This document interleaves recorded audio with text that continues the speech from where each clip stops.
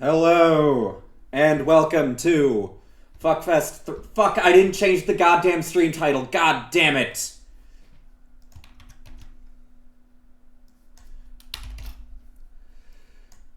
Now everyone's gonna be notified that it was a Boston locals jump scare, but that was last time. But hello, welcome. We are live with Fuckfest 3attle Beginner's Tourney number 15.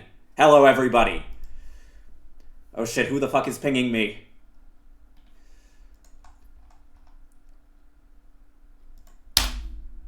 Okay, let me hit enter everywhere. As usual. Enter here. I'm not sure if I'm allowed to shill that there, but who fucking cares? Enter here. And shit, post in snail. No, here. Okay, anywhere else, I don't think so. Okay, anyway. Hello, welcome, everyone, to Fuckfest 3attle of the 3A Beginner's Tourney, number 15. The greatest beginner to intermediate, supreme high, ultimatist bracket of all time. Here for the 15th time in a row.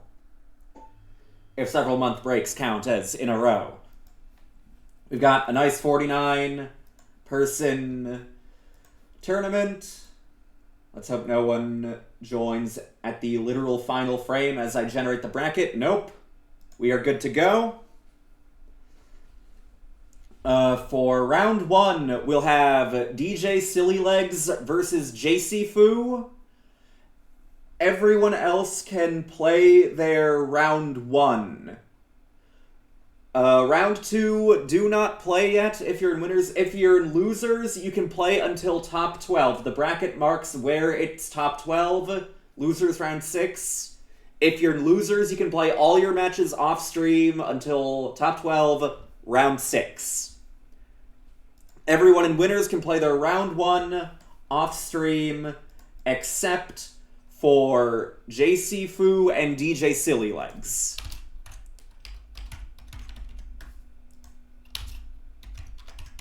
Also, if there are any audio balancing issues, please tell me immediately and I will fix them.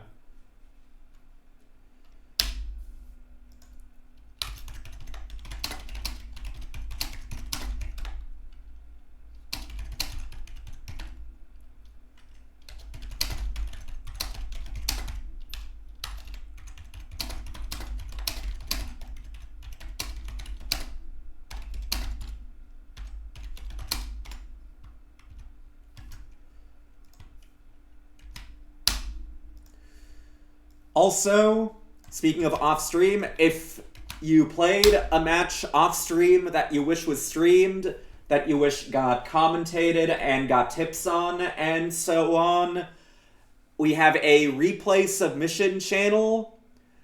You can submit your replay files there, and I will stream all the submitted off-stream replays at another time. Later this week, probably, and give tips and commentary and pointers for all those that are interested.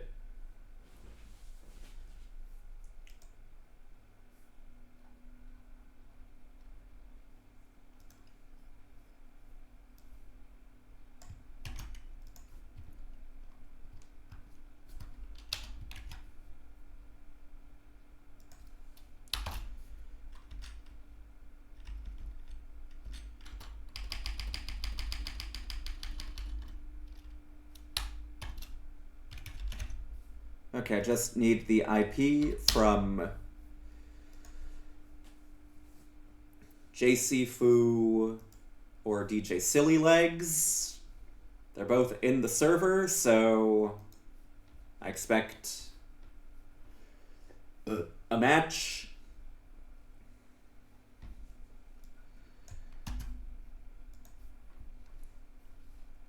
Let's grab my correct caster. I have 3 casters on my Windows taskbar.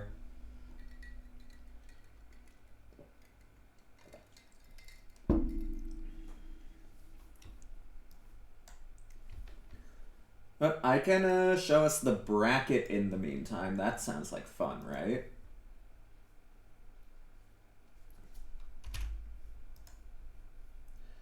Yeah. That thing.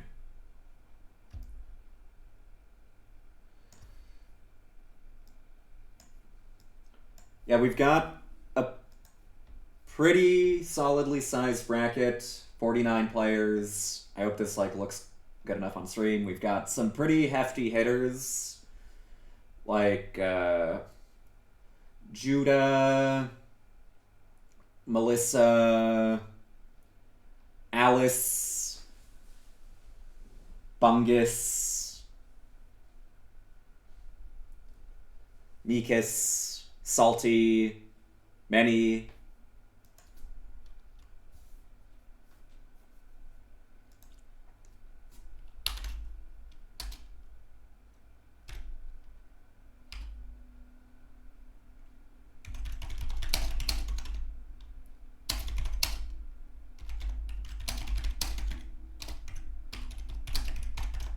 Okay, let's see. Are we in?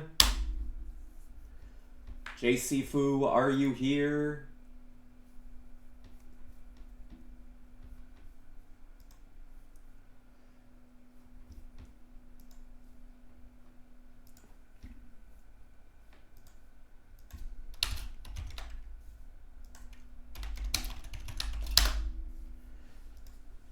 If anyone knows JC Fu, please tell him that he is set to face off, to face his destiny.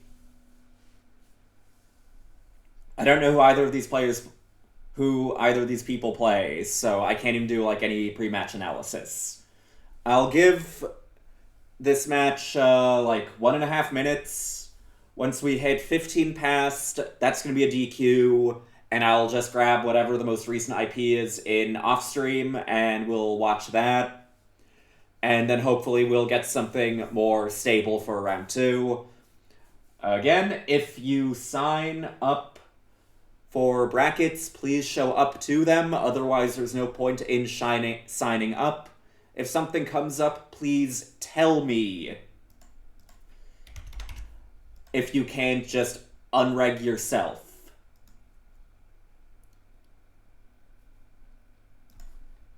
It makes my life much, much easier.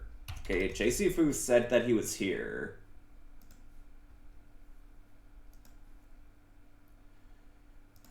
During check-ins. JC Fu, we need you. Please. JC Fu plays C Arc. That's a pretty good character. Okay. JC Fu is still not here. Sorry that you're not getting an on-stream match yet. Silly legs. But you get to move to round 2.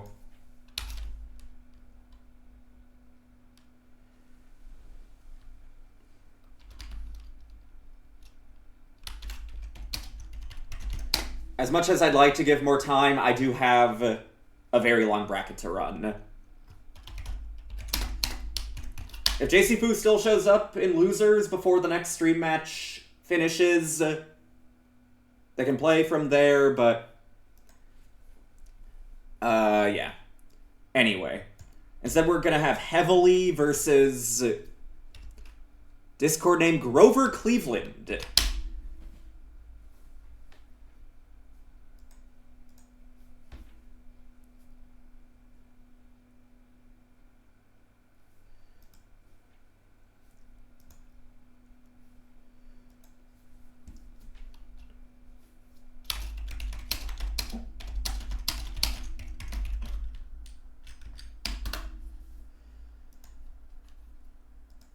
Heavily versus Grover Cleveland.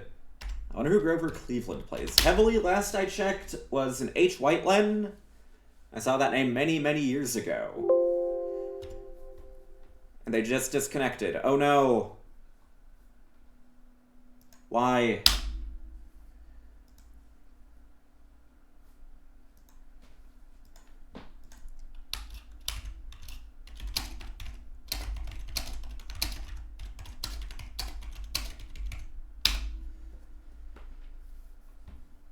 Guess I can get a prediction up for this one.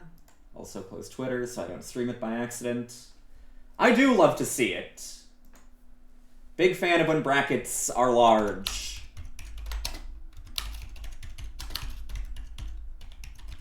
Also, I believe if you register to bracket with an actual account, you can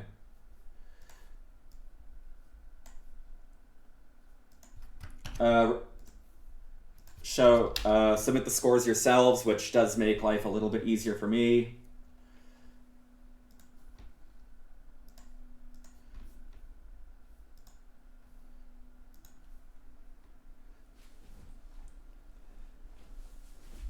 Okay. Are we in now?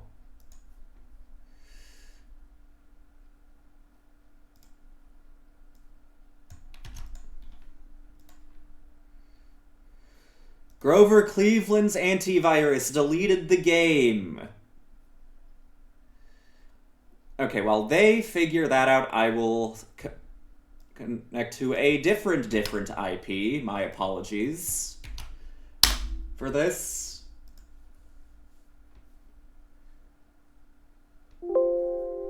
There we go. This might end up going very fast and being sync heavy. Shoaib's on H arc. That's a pretty good character. F-Aki's an even better character, though.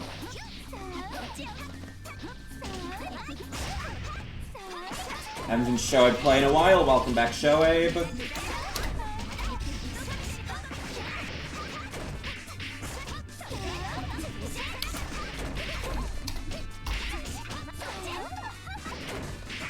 Remember seeing Shoaib play F-Arc before. They've kind of been rotating arcs. I've seen F-Warc, now, then F-Arc, now H-Arc. Very slowly inching up the arc totem pole.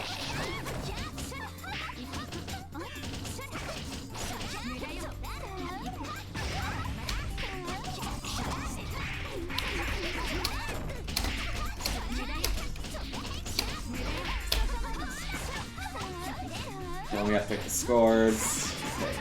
Mateo moves on. Orochi, Mace, both move on. I just heard a windscreen. I hope that wasn't the end of the match already. Ah, fuck, I think it was. Okay, one sec. I'm gonna update a bunch of scores and then decide the next stream match.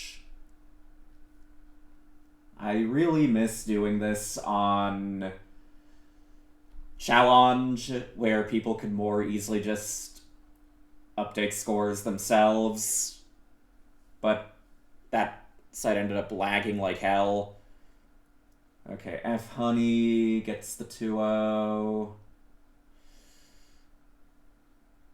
Finisher gets a 2-1.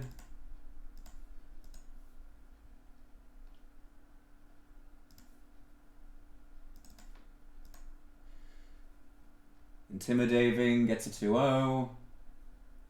That's another name I haven't heard in a while. Welcome back, Intimidating.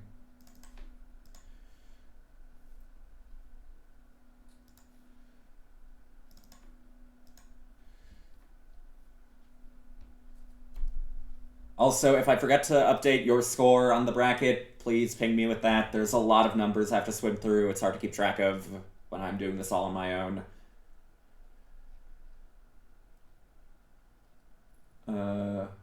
Unorigin.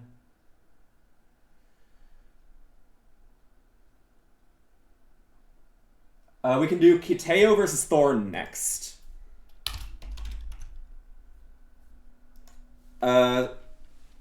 Second round 2 match. Rest of round 2 can probably play as well.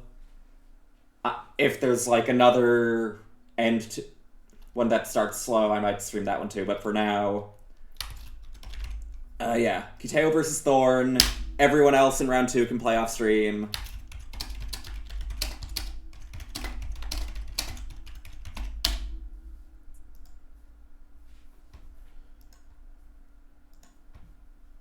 Okay, D4 with the 2-1 over curses.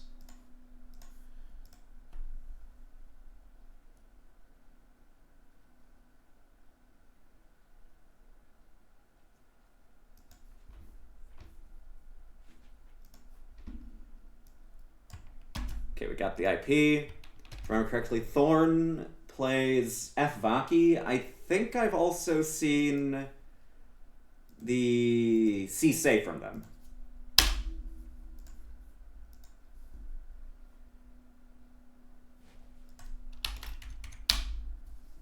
Okay, Jungle Snipes, Mimes, and Dutch Duck's opponents are all being sent to the dungeon of DQ. If I haven't updated your score yet, but you know who your next opponent is, you can play them. You don't have to wait for the score update.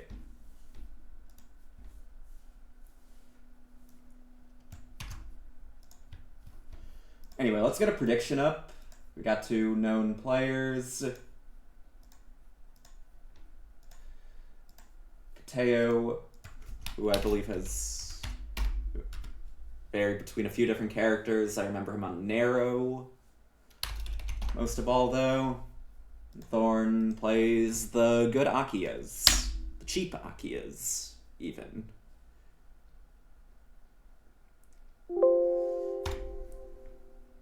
So prediction is up. Get your points out. Place your bets.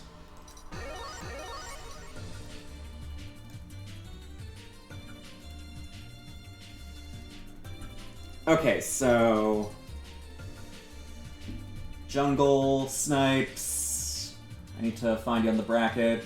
This is... oh my god, I am very easily overwhelmed by a white screen with text on it, apparently. Okay. That one's been taken care of, and I think I just need to get rid of Mime Iota's opponent.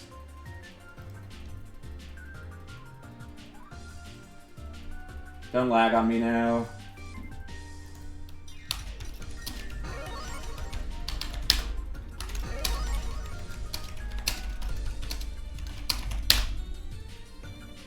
And we can start Miyako. That character's a bit of a step down from Narrow. She does damage, though, and Baki's got low health. You just have to go through the hell of catching her. Both characters can explode pretty easily. As that Baki in this matchup, you want to be fairly careful. Though, at the same time, if you are careful and don't really interact much, it's very hard for Miyako to catch you. And we're already trying to go for some more heroic maneuvers with jump and shield, just like, I need to get in some capacity. And Thorn is just like, I don't want to get hit because this happens. Going for fairly... Did I say Kateo? I meant Thorn. Okay.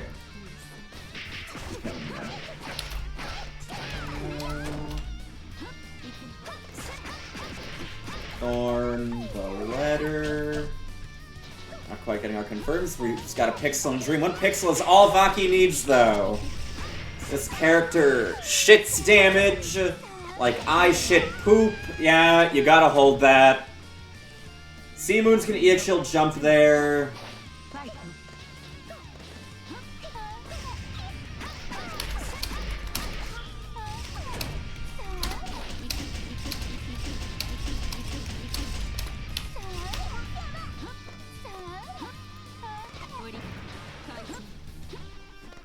Okay, I had to message something. Back to the match, yeah.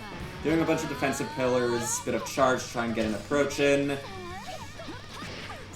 Oh no!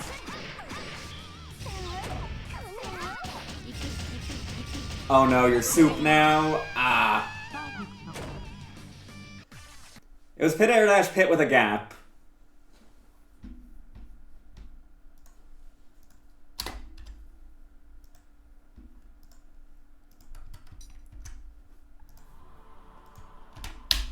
Back to CSS. Still sticking to the F Miyako, though.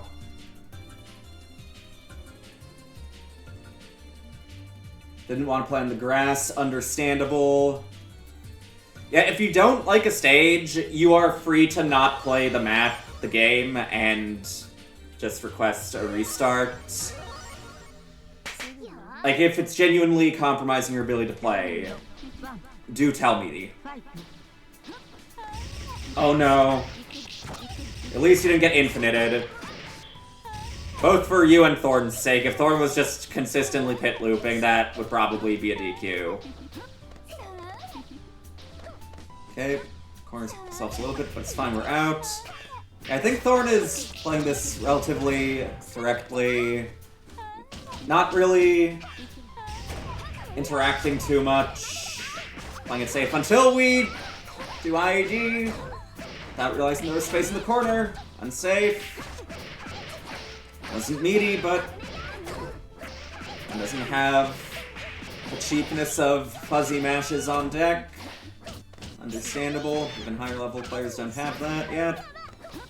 In a lot of cases. We're in! Trying to mash after pillar. It doesn't have much landing recovery, but still... Can't always have your turn after it. And we're seeing a lot of somewhat patient attempts to get in now.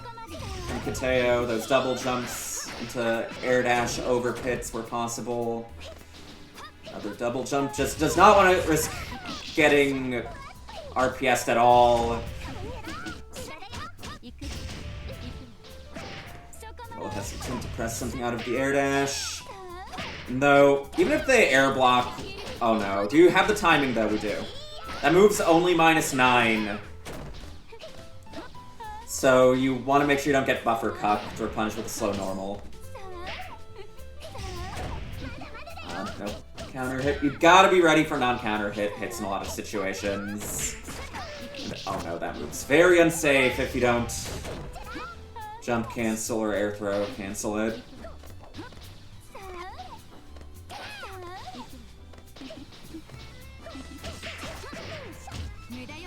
Oh no, confirm. Could prove deadly.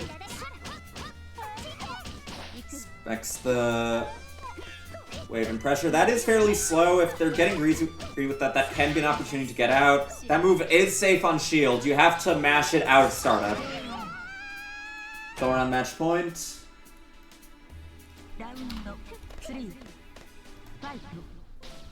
Let's see, I've got them pinged. Guessing that's another DQ.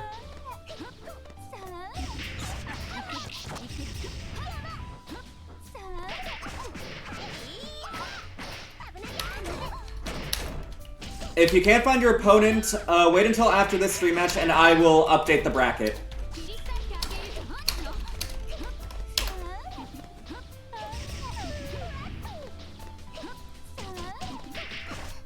Oh, no, confirm again! Oh no, you cannot afford to drop in this matchup. Honestly, a lot of matchups with Miyako. Her neutral is a little difficult against a lot of characters. That is very unfortunate. Though, that might have whiffed due to being across the pit too. In any case, Kateo takes a game.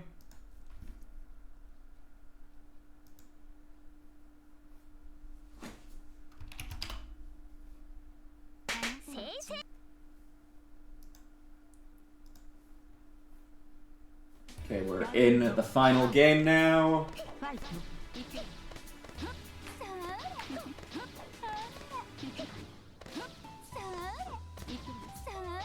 And yeah, Thor just does not want to interact at all, but getting a little too proactive with the pillars. If the opponent's like already in the air coming towards you, there's definitely a case where you're better off either just going for defensive, going back button. At these angles, drift back jump B would probably be pretty good to catch them being potentially above you. That move is fucked up.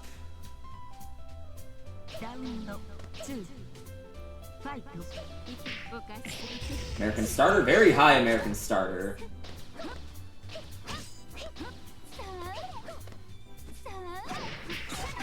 Trying to 5A.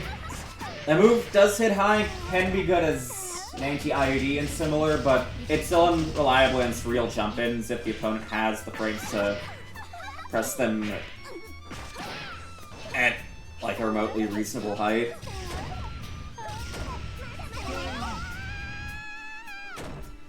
to break her grave.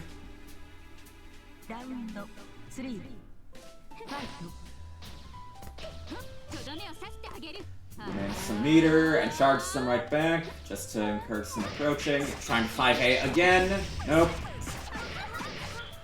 Can't do that against destroying jump-ins.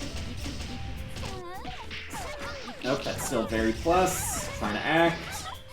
Thorn just needs one more hit now. Oh no! We mash right after. Thorn a little slow on the 2C punish. Doesn't matter though. Thorn moves on. Exciting match though. Okay. Before I call the next match, give me 1 or 2 minutes to update the bracket a little. This is just kind of the downside of not having many other people on deck to help with stuff.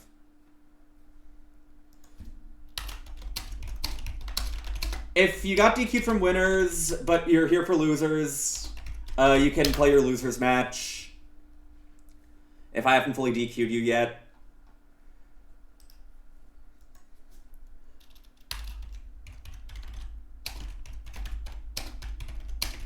All remaining no-shows, please report to me right now.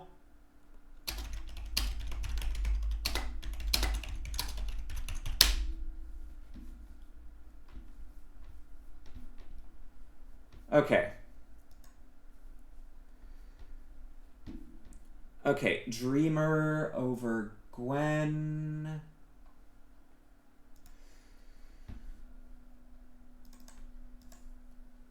Salty over Curses.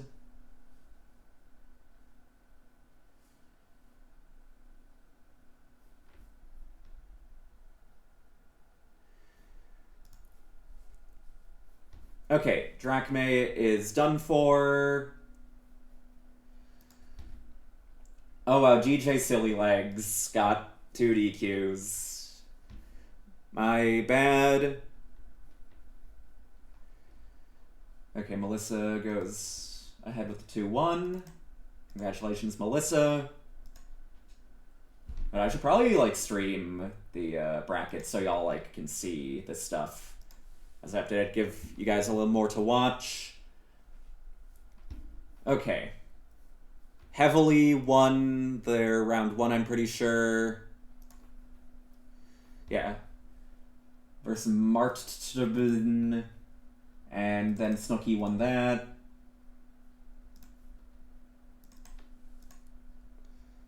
Then, okay, Finisher with the upset over Salty. Wow. Good stuff from Finisher. And then Salty beat Curses. I just saw that too.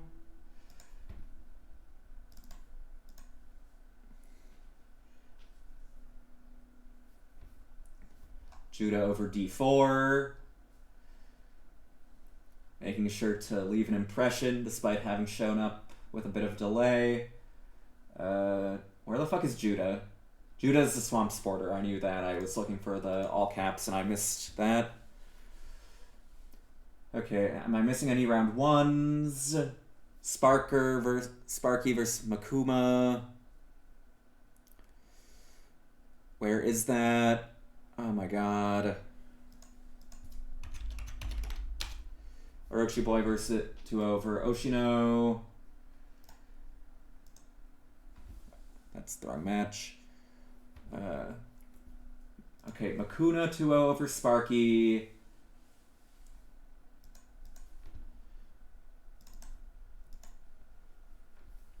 Dutch Duck 2-1 over Mime. Next time I'll probably harass more people to help me update scores and stuff.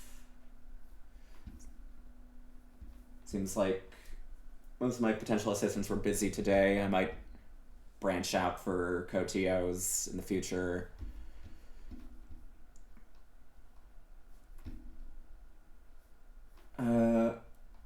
Once I get, like, at least 1 or 2 more round 3 matches put together, I will probably call one of those before I fully update the bracket so I don't have you guys stuck here forever.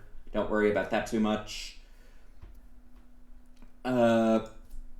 An Origin. Who did you fight? Alice 2 over that. And 2-1 over Nerith.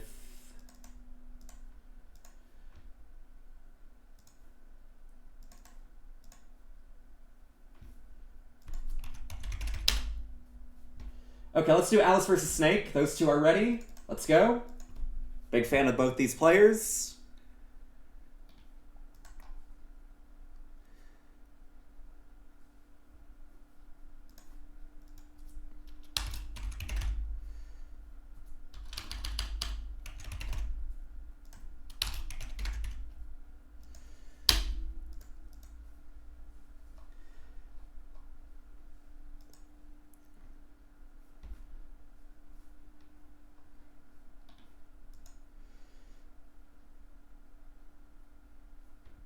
Okay, Mace versus stuff.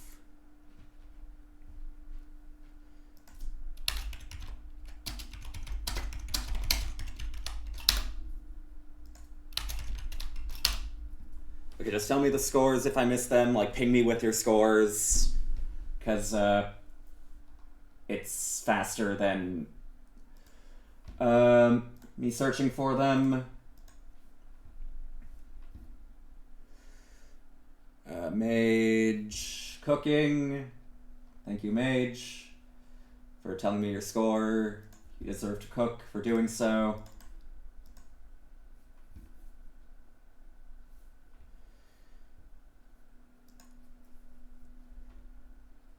Okay, reeling from Zelda. DQ's opponent.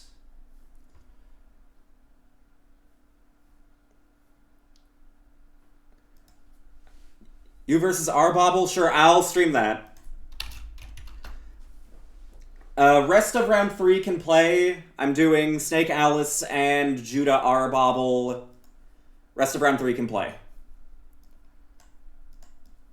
I have forgotten how stressful 3As are to run. It's been so long. Okay, let's go.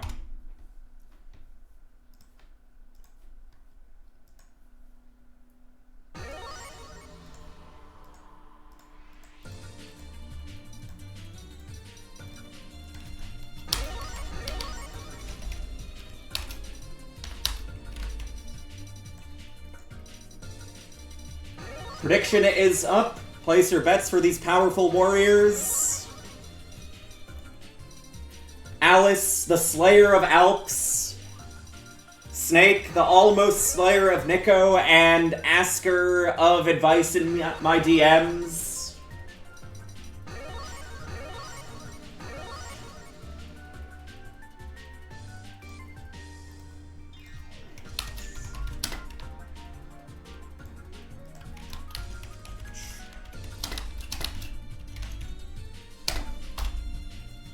Okay, are we synced? Yes, we are.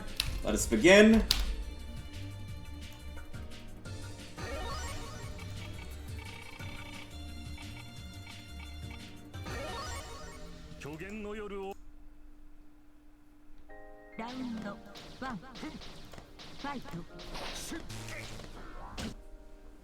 Okay, got that. Oh no, don't tech. Well, kind of understandably tried to because that was missed, but wasn't fast enough still. Oh no, the classic, but the classic is too slow. Snake doesn't have the timing for the punish, however. What's the mix? We back off, but we don't back off long enough. Recognize the coma reversals, but doesn't have the timing down. Maybe whips. You really want to keep into 2A, not 2A, 2B range while possible. Oh no. We have to punish. Anyway. In pressure as FR, you generally want to keep within 2B range so that you can actually threaten lows alongside the air dash jump A overhead. Because FR's 2C doesn't actually hit low. And also in defending, something to keep in mind is if you're not in 2B range, you can block high safely. That's plus. Both of these players having a bit of trouble with their more difficult combos. Or at least I find their combos more difficult. Yep, that reflects Fireball. 2-2C, useful against left-rights, and is hard to punish for F-Water due to the lack of a dash. That didn't even hit because of how slow Koma's wake-up timing was. Oh no! Alice not ready for the reflect, plus the armor once again. Hey, you just kind of gotta back off if you're met with 2-2C in that situation, but this will kill.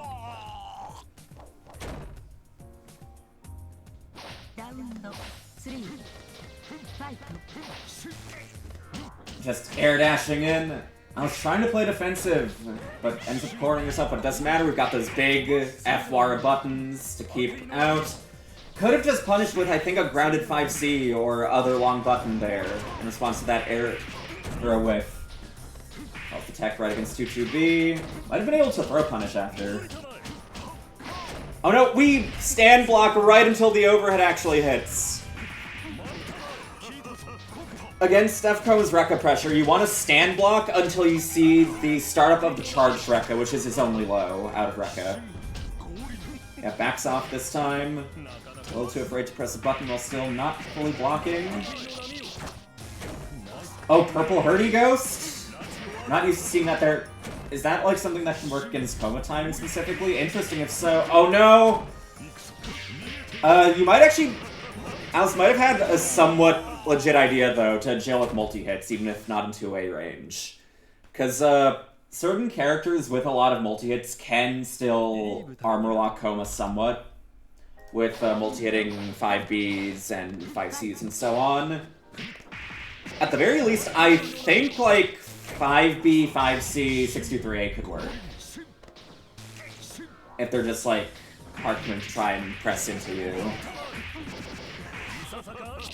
And if you lock them with multi-hits in the air, you can rise into air throw. Delays it slightly. Very intimidating. That would have scared me into blocking low too. Do we have this? We do! Alice on match point.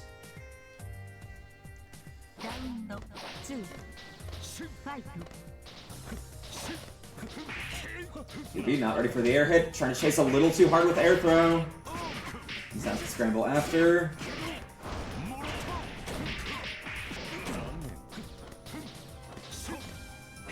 Yes, spacing that jump C well to not get 2B'd.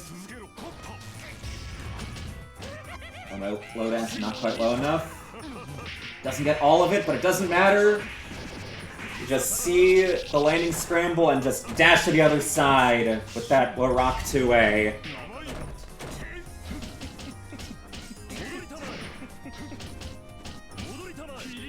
Oh no, gap doesn't work. You can pretty easily punish this. Yep. Tech will rock 2A. Fuck it. And yeah, you just gotta fuck off here. Nope, we're dashing deeper for that 2B now. Jump C can be 2B, but you gotta stay at the tip. Snake staying alive. Yep, just 2C every single wake up. Fuck it. We're Koma with meter. Nope, you gotta low shield that. That's the other special property of the Rekkas. So you can't just opt out with a fuzzy shield. The low one does have to be shield low, the other has to be shield high. The low one is 20-something odd frames though, so you can just block high until you see the start of the low one and either block or shield low. That's gonna nope! Alice seemed a little unsure as to whether or not she could do a swaggier combo there or not. I think EX would have killed there. Doesn't matter, we go for the Sandori instead. Snake keeping up. Going even with Alps right now.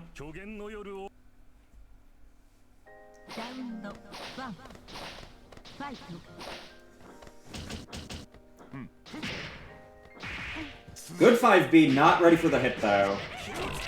To confirm. We go a little higher this time. Hello!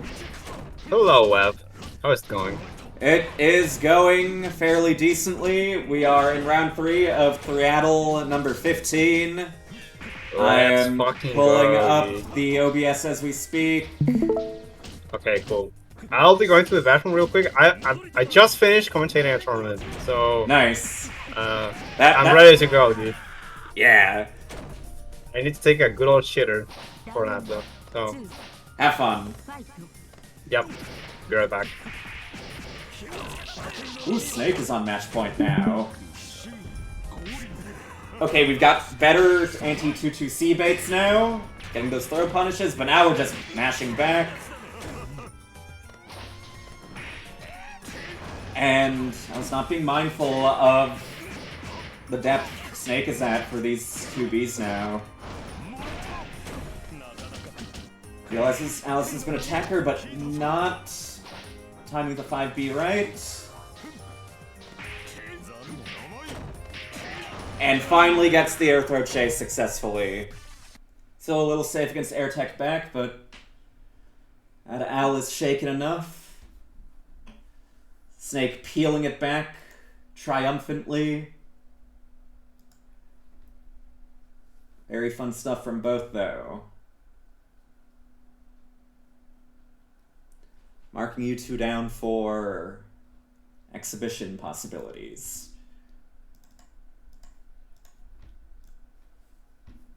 Okay, now I gotta update a few scores.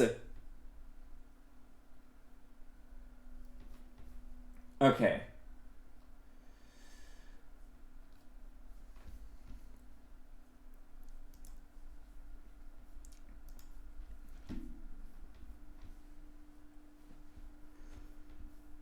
We'll have Judah Arbobble after I update a few scores. Also, if a score hasn't been updated but you know your next match, you can play your next match still. Don't force yourselves to wait if you have off-stream matches to play and you know who your opponent is. I will catch up with the score updates eventually, but don't force yourselves to wait.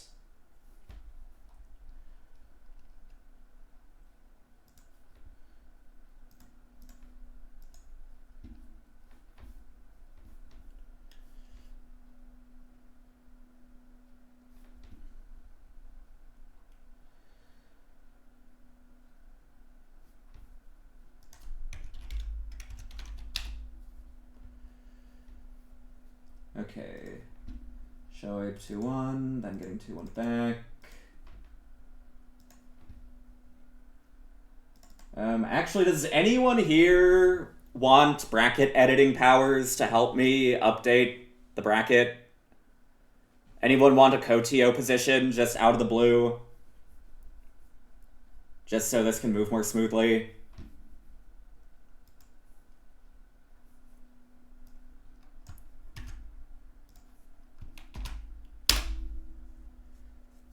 I'll give you mod in my server too, as an added bonus. Hello, Web. Hello. Now I can say hello without having to go to the shitter. That's a nice layout, dude. Thank you. Yep. Jill made me some wonderful art a few weeks ago. Yeah. Jill killed.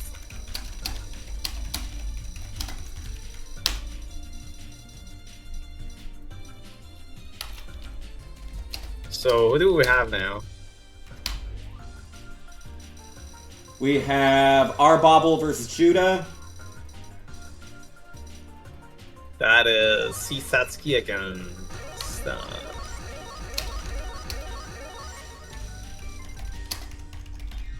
have no idea.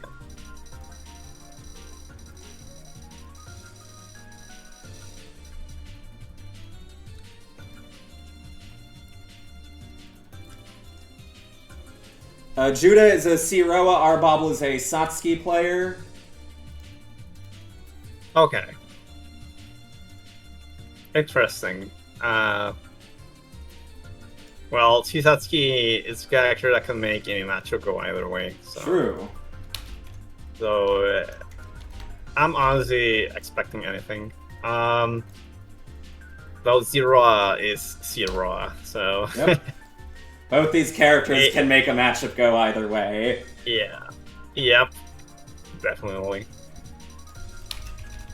I don't think that Satsuki has the advantage in the normals tournament, but Satsuki has the normals advantage in a lot of matchups. For sure. Yeah. Once a Norv is down, it's really hard to get in for any character, basically. And another cool thing about Zero in this matchup is that he will basically always have universal defensive options available because of the orbs giving him so much meter on hit and on block. So it's kind of hard to like even start your offense against this character. Let's get a prediction up as well. Yep. Ooh, nice. That's kind of what I was talking about. Like, Satsuki definitely has the advantage. And oh, well, that was the same side. That was tricky. Definitely has the advantage in normal department. And oh, there's some punish. A full punish at least. Okay, 360. There's no shield. You can definitely shield that in reaction if you see it and you're not missing anything. Yep, that thing has little to no recovery. And yep, trying to reset the pressure, but the burst comes out. Oops, doesn't go into anything, but there it is. Just an improvised mix-up. Yeah, blocking a few hits. Like once you block Satsuki, you can block a few hits and try to get out. At least see Satsuki. So you just don't get too hasty and try to like. If you see too much 3C, you can tell that she doesn't have many cancel options left. So you can try to go from there with that knowledge. But yeah, blocking her in the first place is the hard part. Like, blocking the mix-up is hard. Okay, 2-2, and catches the attack with 5A, 5B. Doesn't go into much, though. Okay, comes the pressure. That's a lot of plus frames, and nice shielding to D. Really well played, and catches the landing with 2C. Really well played from our bubble right now. I think they could have killed if they went for like the full combo that doesn't give a great mix-up because it doesn't leave them mid-screen, but killing is more important, right? Especially when it would have given them the game. Okay, and just yeah, it's unblockable, folks. Air to air JA, such a good normal. One of the best JAs in the game. And nice conversion. And you don't tech that. It's really punishing to tech C Satsuki or H Satsuki because of 5E being basically a free tech chase. And there it is. A clean third round for our bubble. Are we gonna see a character change? No, we're gonna see a stage change. Never mind, we just went to character select for no reason. Who won the first one? I'm doing some score Our stuff. bubble. Okay, it's our bubble. Yeah. Tries to 3-6C, but gets 6C, I think. Okay, doesn't have the meter to air dodge console that 41. Keep the combo going. Tries to air JC, but raw is just not close enough. And beware of the orb. What a conversion! Instead of going for the hard knockdown, just sets up the orbs. Nice.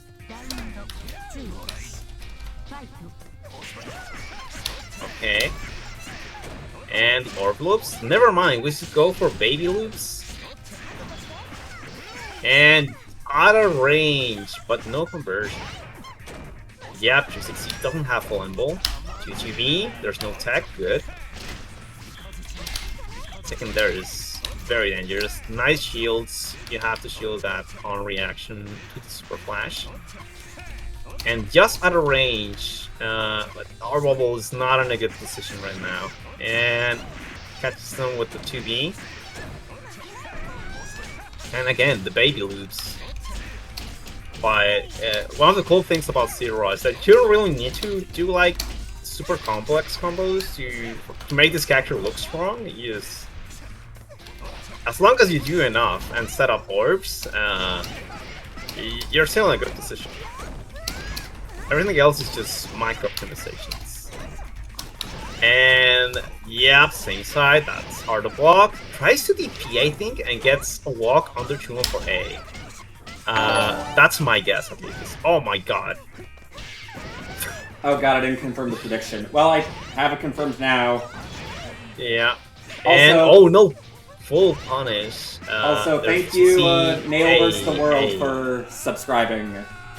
Yeah, I Appreciate heard it the sub sound, and that fucking... It scares me scary. too. Yeah, I don't know how to turn it off, it's terrifying. It's unexpectedly low, high. Anyway, there's a 2-4s. And no OTG. I thought we'll go for a 5e OTG there. I think one of the cool things that you can optimize in Satsuki is knowing the hit counts for when, or the knockdowns where 5e, 636C is an OTG mid-screen. Generally it's just more like raw 3C. It's one of the classics. But that's see in a full combo from Satsuki, I think. 1-1. Like wonderful words. And no shield again. Yeah, important thing to remember. If in the majority of super flash situations, if you can block, you can shield. Yeah. And I like how I can't read the name. It's Judah. Okay. Yeah. I like how Judah is catching our bubble, trying to like walk the raw down with lows. I like the sudden dash up lows. It's a classic footsie's strategy. Yeah. Also, I think I somehow locked Judah's name asset. That's why it's stuck there. Okay, that's fine. Yeah. Okay, we got 2. I do think that this is like among Satsuki's more difficult matchups. Like, if I were to give her any, like, kind of bad matchups, it would be, like, the more zony top tiers, like Roa and Nero. Definitely yes, but she is Satsuki. She can still win very much. Yeah. She is the character that doesn't care. I'm not caring? Yeah. We don't care about that Oki because we got a heat off.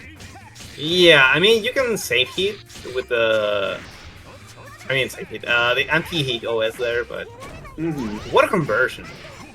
Yeah, we still got something going. Yeah, I'm not sure if I'm a fan, but we got the punish of the DP, but we didn't get the delay super double jump. We got the round though. That's all that matters. No counter hit because Bro Orbs just don't lock you into much for commitment. Yeah, I'm seeing our bubble with struggling with some routing, but it's fine. Ooh, good shield there.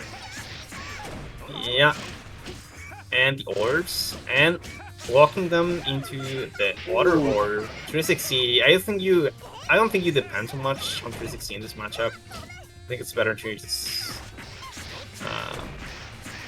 I don't know, it's not real good. The trade's sort of falling towards. From the few glimpses I caught while I was updating scores, I have noticed our bubble has been relying a little much on meter spends on not reliable moves, like some 63Cs where Judah's grounded and that 236C. Yeah. Judah takes it. So, for anyone asking why we're talking about the supers here, I know it feels kind of free. to just throw out specials with Sea Moon because they have like really high meter gain, and max mode lets you like shed supers basically. But getting into max mode is not as easy if you just waste your meter. A and B. There's meter penalization in this game, so if you just use supers, you just and get hit, you basically won't win. You don't get much meter gain from the combo that they'll do to you. So it's kind of like losing 200 meter instead of like just 100, because you're just not getting the meter from losing that interaction from when you usually get hit. It's really tough. It's really, really tough. So you have to be very wary about meter penalization. I think it's a big part of neutral, where not a lot of players optimize that, but the really good players will do it. Like they'll care about that. Yeah.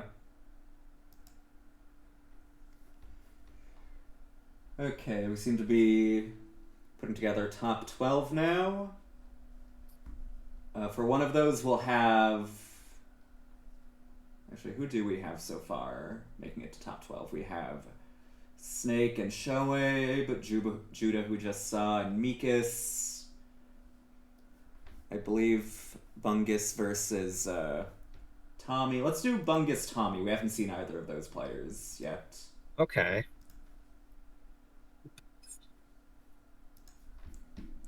Also, shoutouts to Heavily and Salty helping me update the scores. Taking a large load off my back. Like, weight load, not the other load. That one's dried up. Not very heavy. But yeah, taking a large load off my back and helping me run this so I don't have to juggle score update and commentary anymore. Wow, yeah, it's really, I know from experience, but running a bracket and commentating and managing the stream is cancer. It's fucked up. Yeah, especially because fucking bracket.com doesn't let players just put the scores in themselves and have the bracket update with that. I'm probably gonna swap back to challenge next time.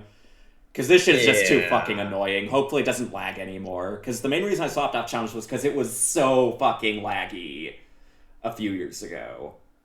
It's been working fine for me lately, so I can't complain much. Yeah, I really like the option of just telling players, yeah, just report yourselves. I won't care about this shit. Yeah. I'll let you know if you go on stream, but you go ahead and report.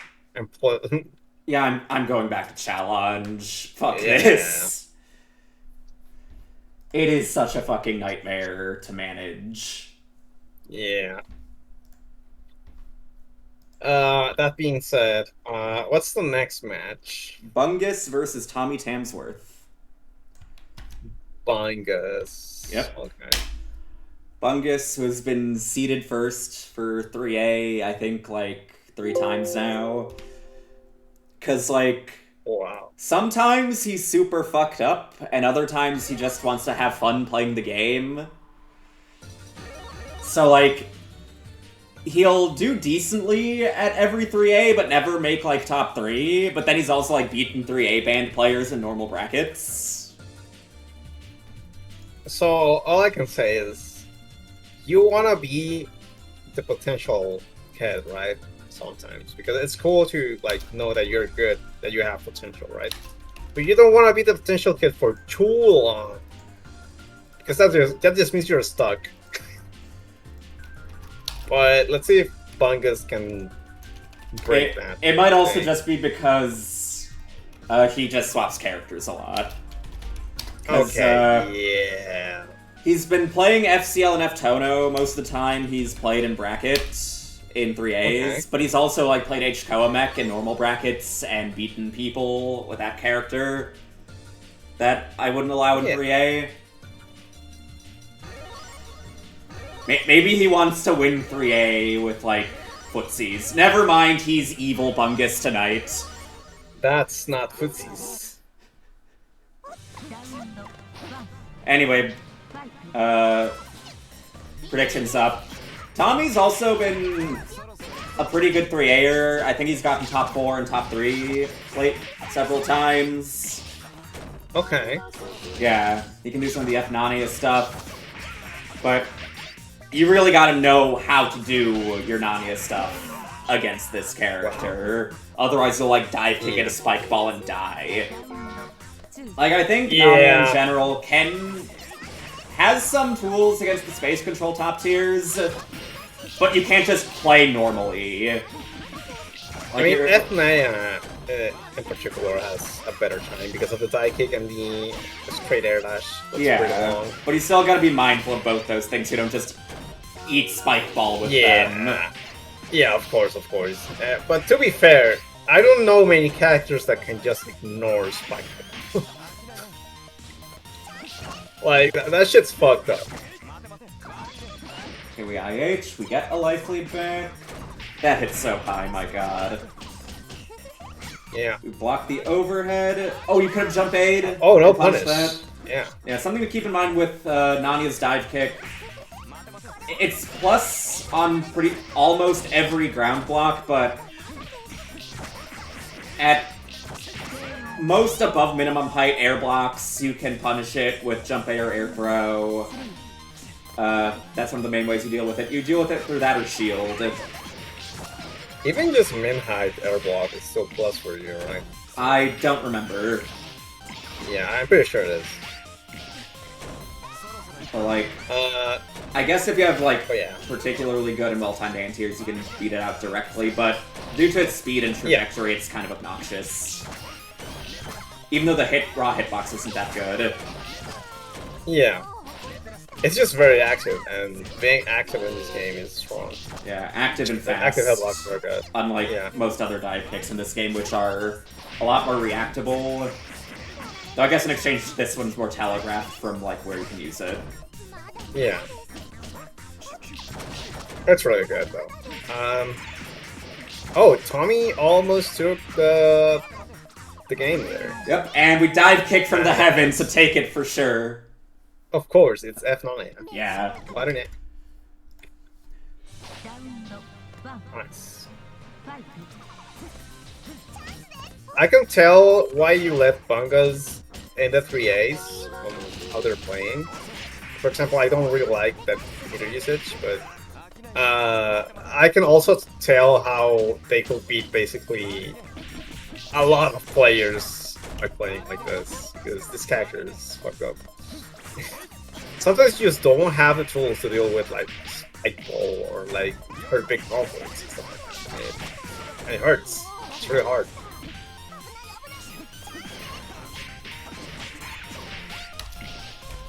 Yeah, ABC. Classic. 5C. Double DP, and we get the life back. That's cool.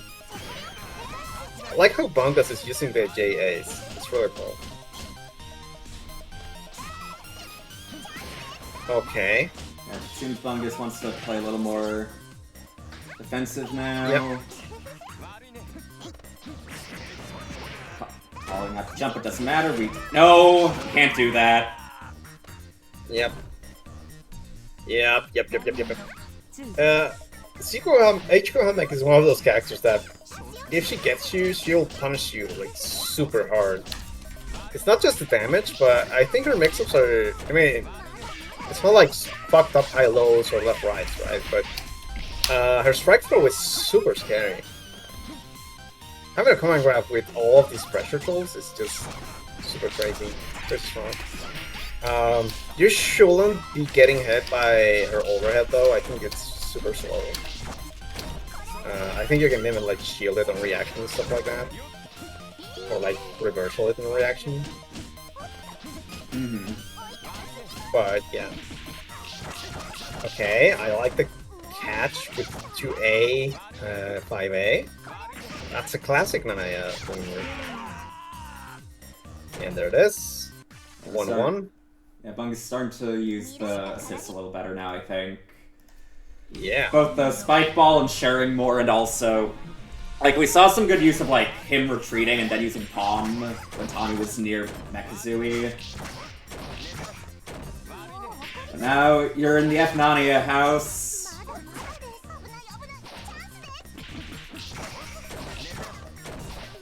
Yep, and you gotta block this. Never mind. Oh, 5A? That was such a confident 5A, I love that. Yep, really cool. It was just like, cut that shit out. Nope. Yep. Oh. Okay, that was weird. Oh my god, dude. Oh, it doesn't get the combo. Yep. Tommy's still alive. And that's a And he's gonna get JC counter hit. some pretty decent health back. Not enough to like survive a good H-Ko Met combo, but that's not happening now, is it? I think that was a good idea, to just keep the max. Oh, I agree. To spark. I think it was I think that was kind of like a good idea to not IH, but I think both ideas use of the were IH fine. is also reasonable, Like, if you feel like. Both give you another chance at life. Yeah, it's basically the same thing. Yeah, because like At the least at chances that of point. him getting hit by like a super broken H-Ko Mecha combo is still unlikely. Yeah. And Both options for it. Tommy with a very convincing final round. Yeah. Good stuff. Yeah, really good stuff. I like how Bunkus was playing though. Like, Yeah, I'm not gonna lie. especially with the adjustments. I like in game the- two. Yeah, I like how they use their normals.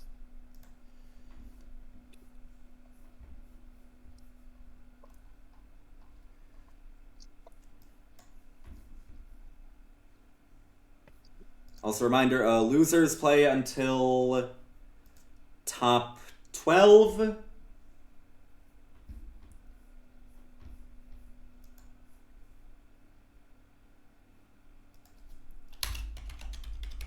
Well, can you do me a favor? Can you go to your Yeah. browser and type nicovideo.jp /watch/SM9. p/watch/SM9. Thanks. あらゆる困難が科学で解決するこの平成の時代、人々の閉ざされた心の闇にはびこる地味猛量が存在していた。科学の力で Yeah, this seems like pretty good background music to build up Yeah, please. the next match. Yeah, please. Now we got Please do so, yeah. Cool Calm Dust versus Melissa. Meant it. 人は彼を陰陽師と呼ぶ。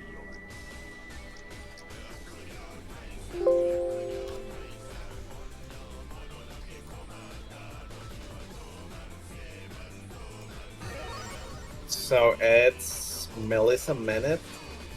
Versus Against- Cool Calm Dust, formerly known as Cool Calm Sam. Okay. Who do they play? Siroa. Melissa plays Siroa. Both of them? No, Cool Calm Dust plays F. Alco. Used to play H. Nania.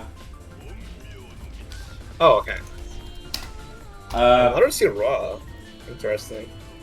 Yeah, Dust has some fun lore in 3A, where a few years ago she lost her round 1 and was like, I'm gonna DQ, and then decided, actually, no, I won't, and then got top 8. Wow. Unlike the turn of a dime. Also, prediction is up. Get your coins out.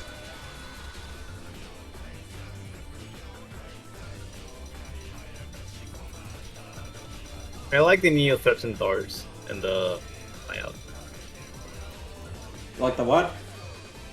13 doors. Yeah, it's the horrendous house of 13 doors. Yeah, From my favorite episode of my favorite anime. true.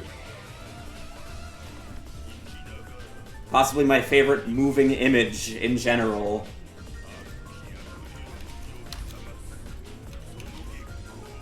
And we can start.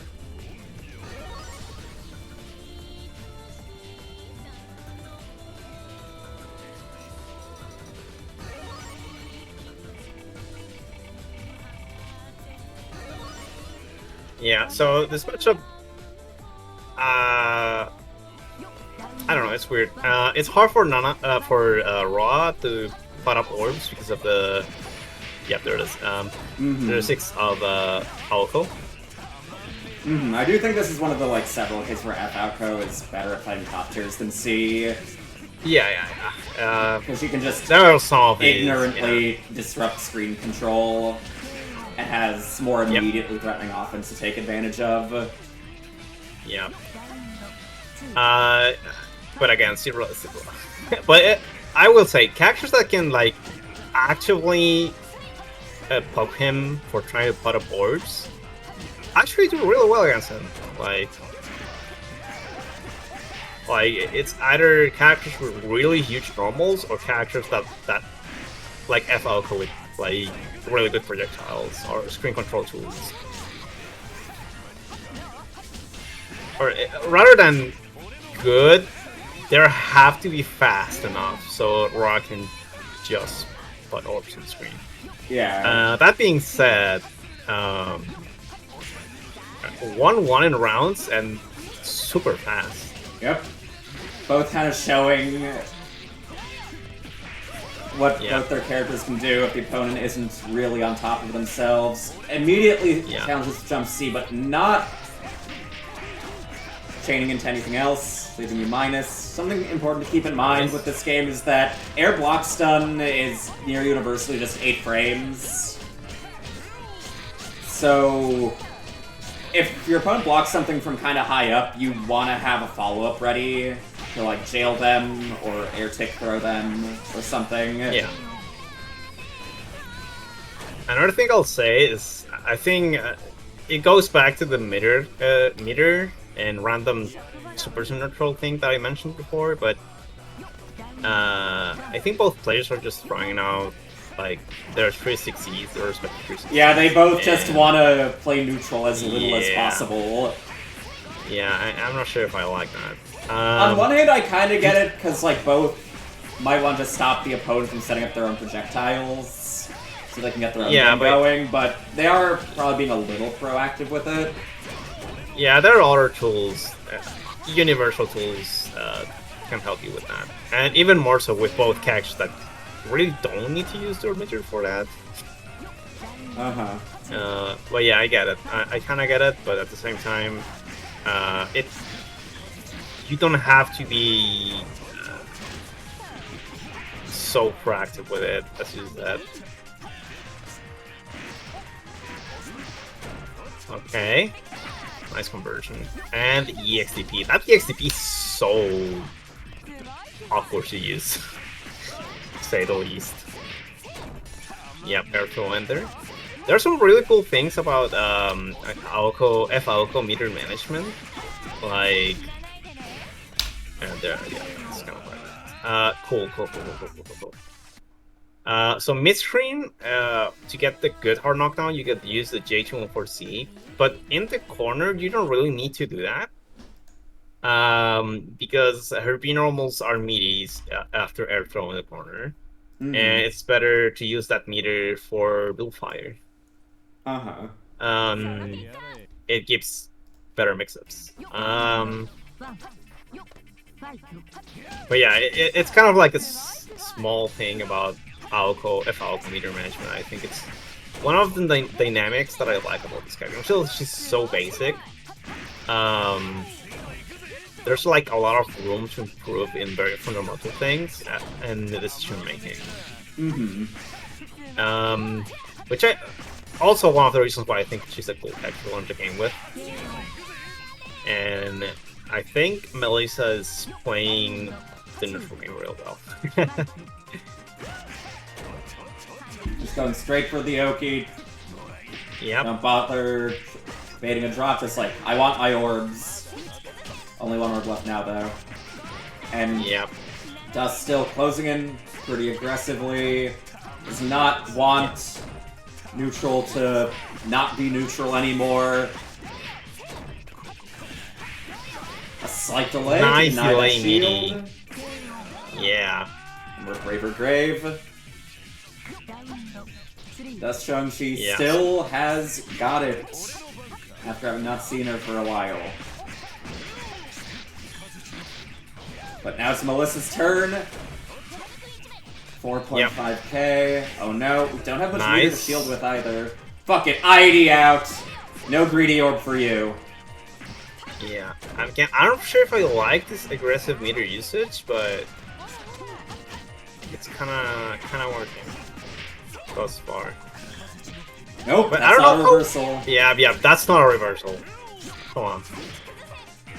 And Melissa trying to set these gets ground orbs a conversion? little Yeah. greedily again, and Yeah, playing too aggressive from both ends. this is death though. No, no, we don't block. No, doesn't use the meter there.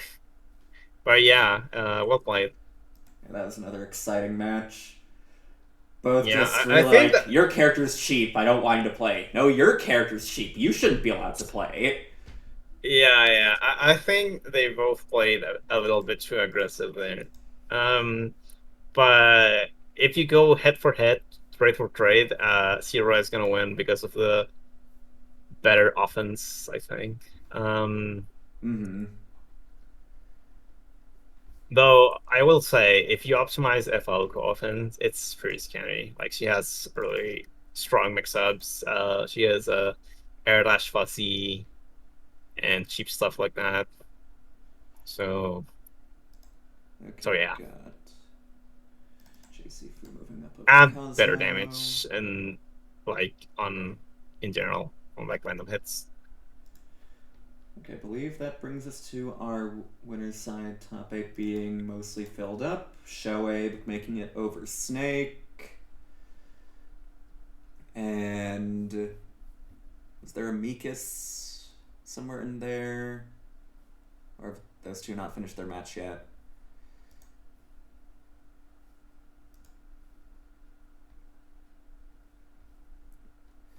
Oh, out top.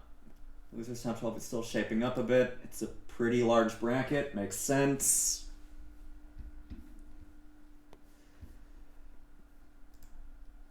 Okay, Mikas. Oh, Mikas versus Judah. That was Judah's win. Oh, we might see a C-Roa mirror this bracket if things keep going the way they do. Fuck yeah. Beginner bracket, by the way. If this is a beginner bracket, then I'm a fucking frog, dude. And we've got Tommy versus Judah and Shoaib versus Melissa in winner's side. And let me just help the scores get updated a little bit. Oh, nope, my minions Salty and Heavily are very on top of that. Thank you, Salty and Heavily, yet again. My bracket minions, I would die for you, I would kill for you, I would go to hell for you, both.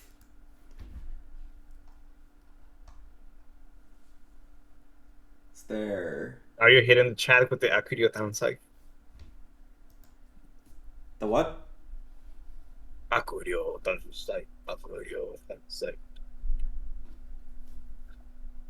Oh, No. the video? Yeah. Oh yeah, I had the entire thing play during the last cool. match. Nice. Okay. Okay, how much time into the bracket have we done at the moment? An hour 18. Okay, yeah, let's do winners top 8. I will be streaming some of losers top 12, so again, losers side, play until top 12 and then stop at top 12. First we'll have Tommy versus Judah.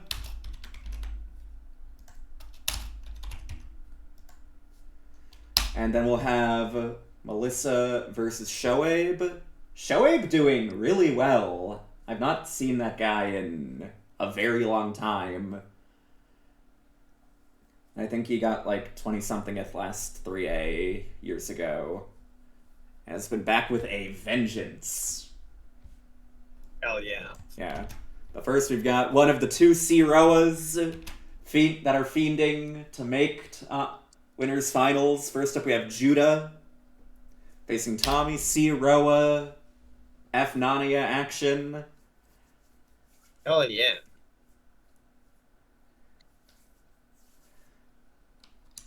The F specific air dash, I imagine, being very handy for this matchup.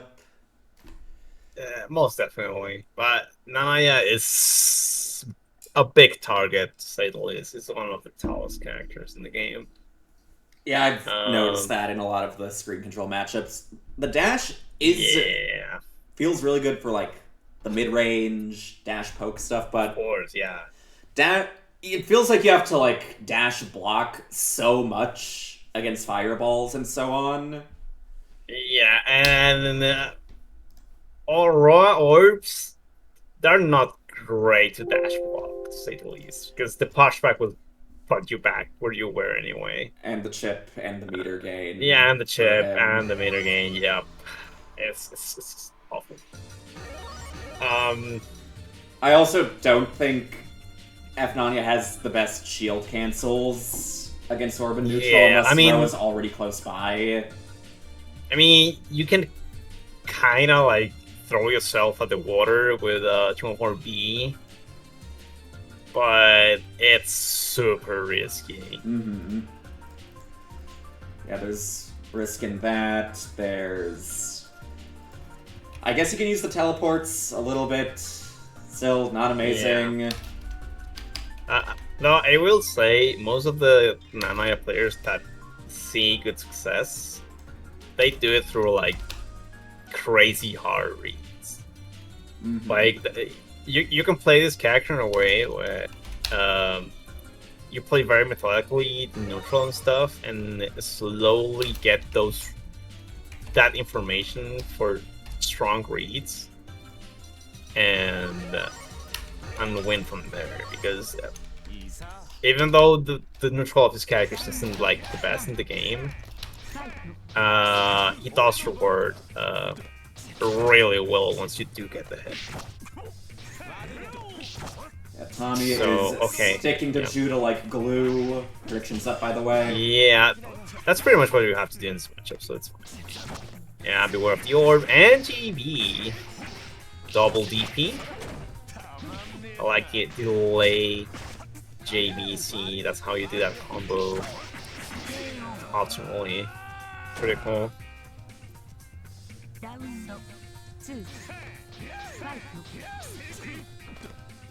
Okay. And we're in again. Good movement. JA. Mix Go for inside, A. it You have beats. to guess. Yep. I do like that the too. only one orb there, realizing that he didn't knock Tommy across the screen.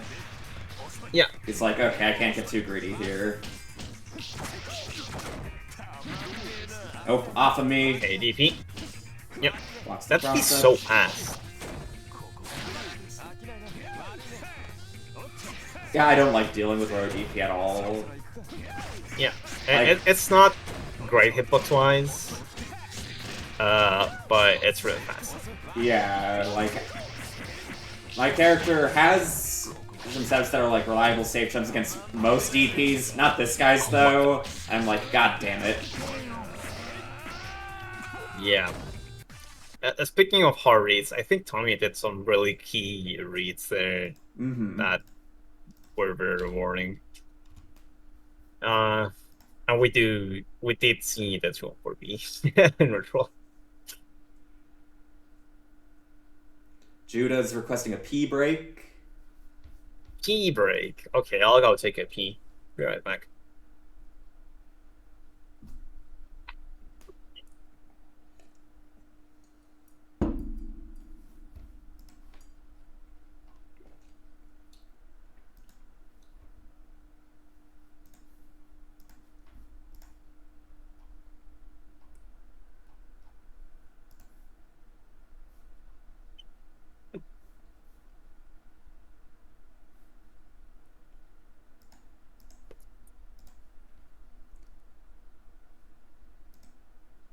I'm back from the pee break. I actually didn't Welcome pee at all. back. I went for some chocolate. Pee fraud. Yeah. I'm sorry, I wasn't the peer today. I was just a shitter.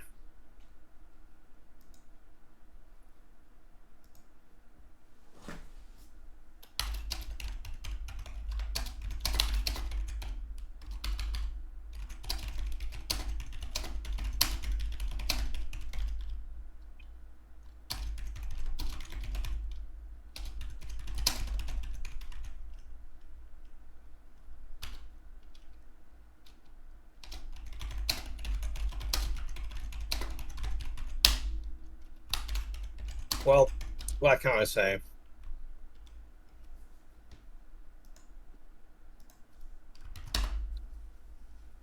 It's all interesting to watch Sierra in beginner tournaments. Even though I think 3A, it's hardly a beginner tournament anymore. It's kind of like a mid, like beginners to mid level. It's a lot of people advertise it as beginner intermediate nowadays. Yeah, it probably is. Like when I think about beginners, I don't think about players who play like this. I'll be honest.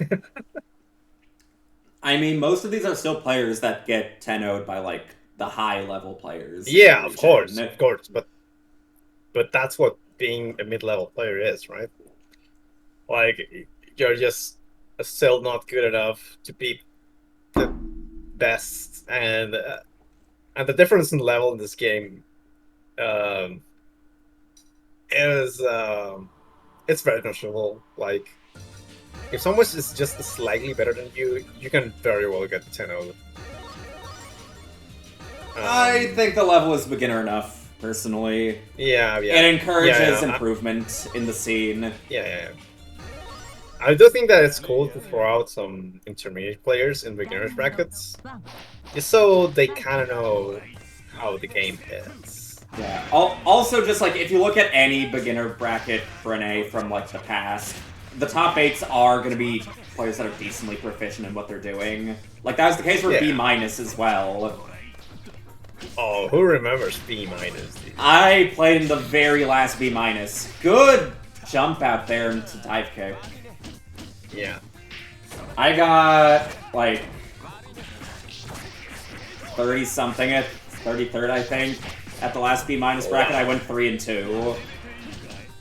Shit. Yeah. Shout outs to B minus. Shout outs to B minus.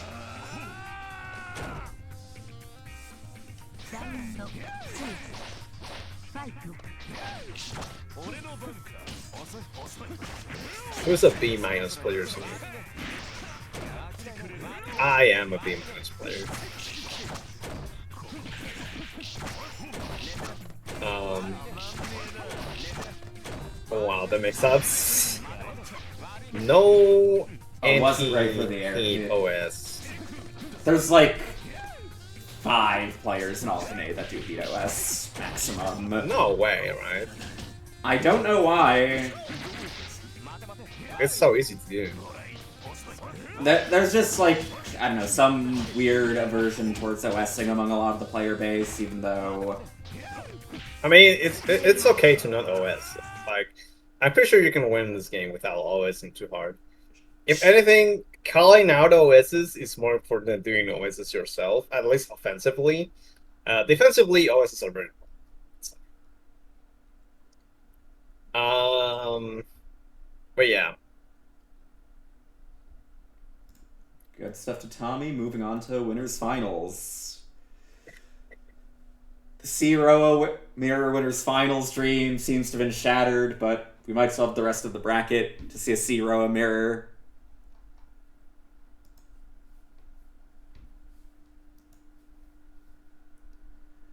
Next up, we have Melissa versus Shoaib. Oh yeah.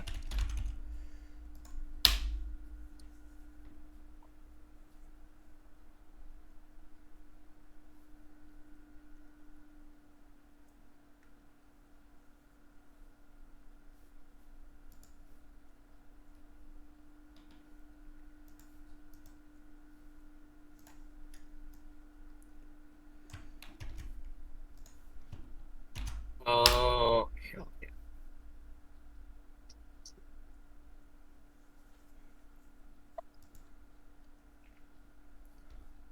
So this is Melissa against who? Shoaib. Oh, Shoaib. Okay. Yeah, who's up to H-Arc since I last saw him. What a cool character, dude. Like I used to hate HR, and I still kind of hate her. But I can't help to root for her whenever I see her because I think she's like an underrepresented stupidly good character. Uh-huh. Like, this character's really good. I especially want to root for her when I like see her on certain North American tier lists in like B tier. Really? I think she's really good. And she's also I think she's quite good too. And she has some actively broken stuff. Like JB ignoring clashes. I don't know why that's a thing, but it's a thing. It's fucked up.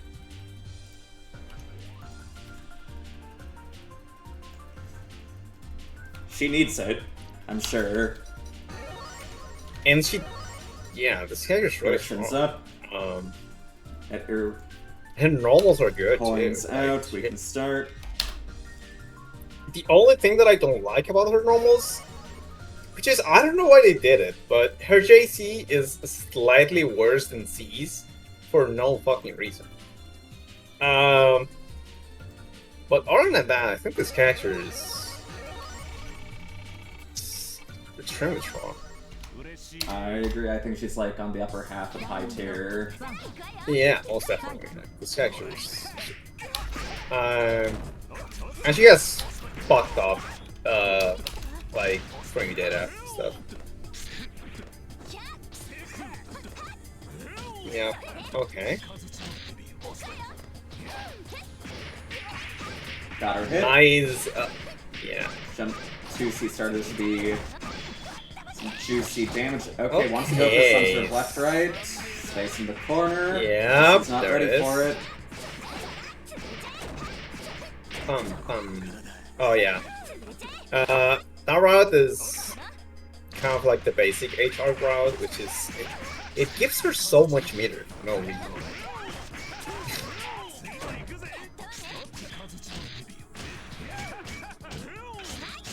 I remember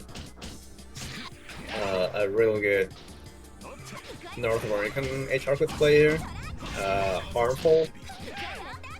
Oh yeah, Harmful still plays here and there. Okay. Wait, Harmful? Did Harmful play H or he C? Played C more, but he played H a little bit. Yeah, I remember Harmful playing H. Okay. And there it is. And not using the orb. But it's fine. Killed.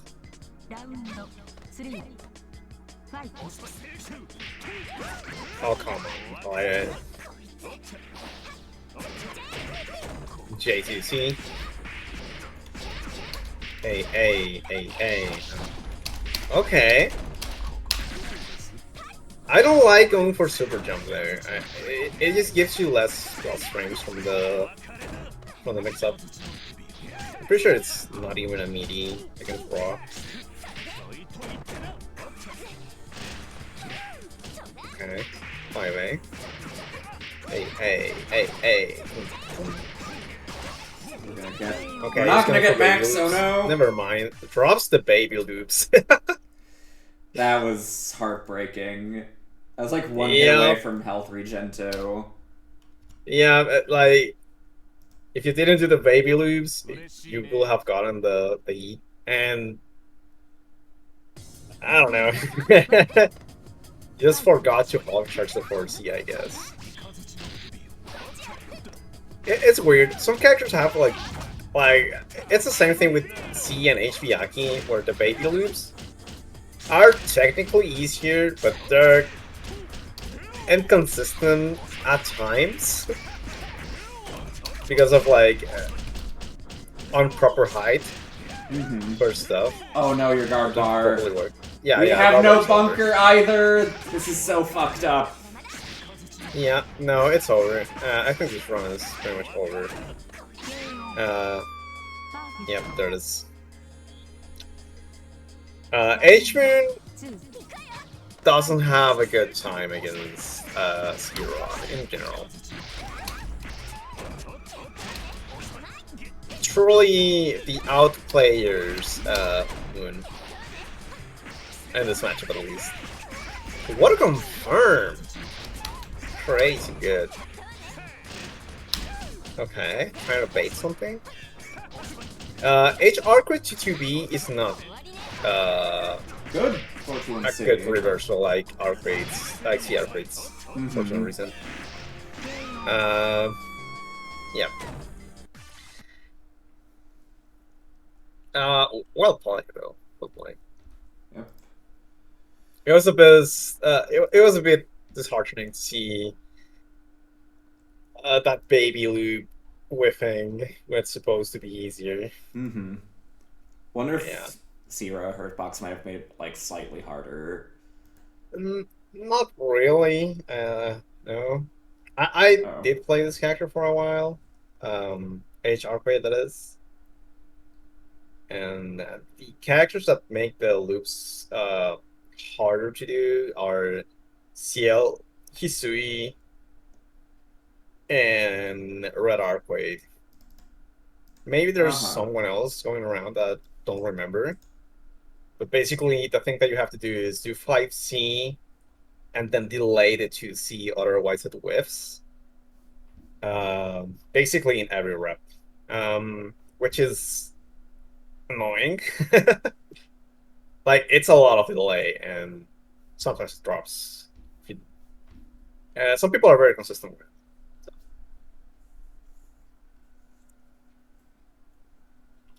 Okay, I think we're gonna move into losers top 12 now. We have Mikas versus Finisher.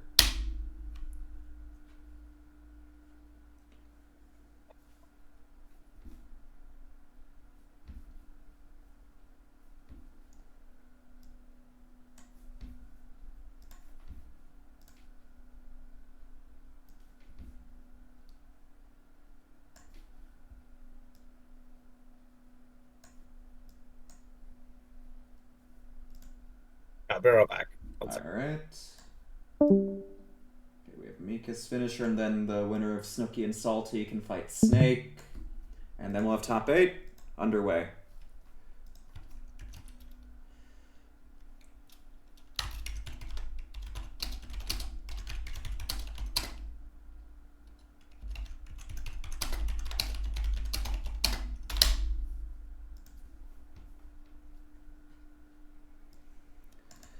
Okay, Finisher, I've never seen play, but apparently has been cooking. I don't actually know anything. I'm back. Welcome back. Finisher 500 versus Mikas. Mikas is an F Coma player that I believe has gotten top 8 at every 3A that he's entered. Finisher I have never seen play before, but has defied his seeding triumphantly. And oh god, it's Coma versus Coma. Yes. Hell yeah.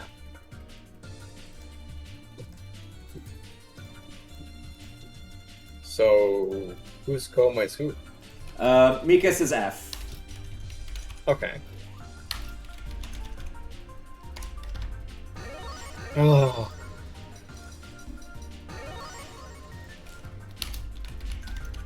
I don't know what to say about this matchup. It's just Coma against Coma. I think it's a fairly close, yeah, at least close to even matchup. I do think in ground-to-ground, C has a slight advantage due to a longer 5A and the better 2C. Really? Yeah. Okay.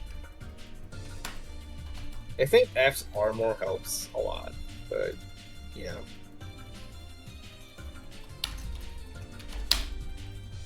Like, F's better armor. But I can see a case for both. Mm-hmm. The other boons I think C has is his damage is significantly better. I also think his pressure is better. And if I remember correctly, F Coma's left-right doesn't really work the best against Coma. I mean, it should if you do it in some very specific ways. I'm pretty sure you can lab it out in a way where it's good. Because Coma just has such big or not count.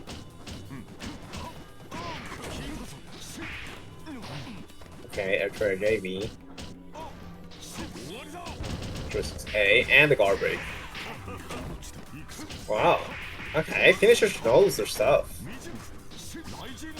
Goes for another one. Okay. You can shield and shield counter that, though the window's a little narrow because it's stand shield against a fast move. Mikas with game 1.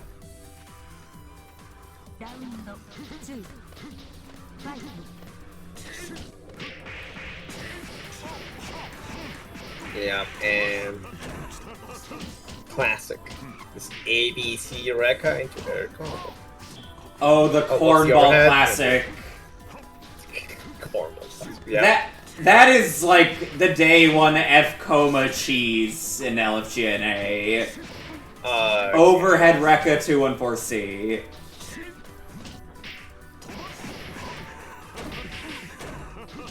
Oh, that's a confirm. Good gap 214C. Yeah, I was about to say I didn't like it that much, but it really depends on your opponent just not having the option in mind, I think. But there it is. Blood, near identical meters. I like how finishers.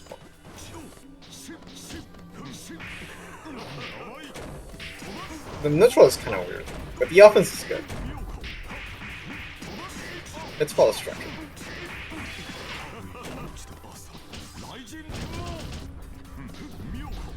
Okay, I'm gonna assume that was meant to be a dash 2A, but it brought us into mid-screen.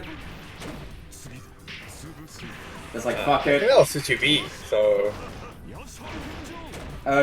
might have been intentional. 2-2B doesn't give a dash on F. Oh, okay. Yeah, the 4-2-1 series are the dash ones on F. He just has all the stomps. Is a plus. Okay. Yeah, okay, I remember now, Yeah. You're right. Yeah, 2-2B is like the stomp, but it's slower and pluser than 2-2A, and like everyone mashes it after they get meted by it and die. Yep. Speaking of dying, Yep. finisher with game 1. I still don't understand why people don't bunker out of J316, but In some cases, it might be because they missed the chance light for the first few frames, and if you do it slow, it just gets safe jumped. Some also just don't know, or maybe they just want to keep their meter. I would rather get out of the corner. For me, it just depends on how good they are at pressuring. I guess, but I'm assuming my opponent is good. Then probably. Maybe.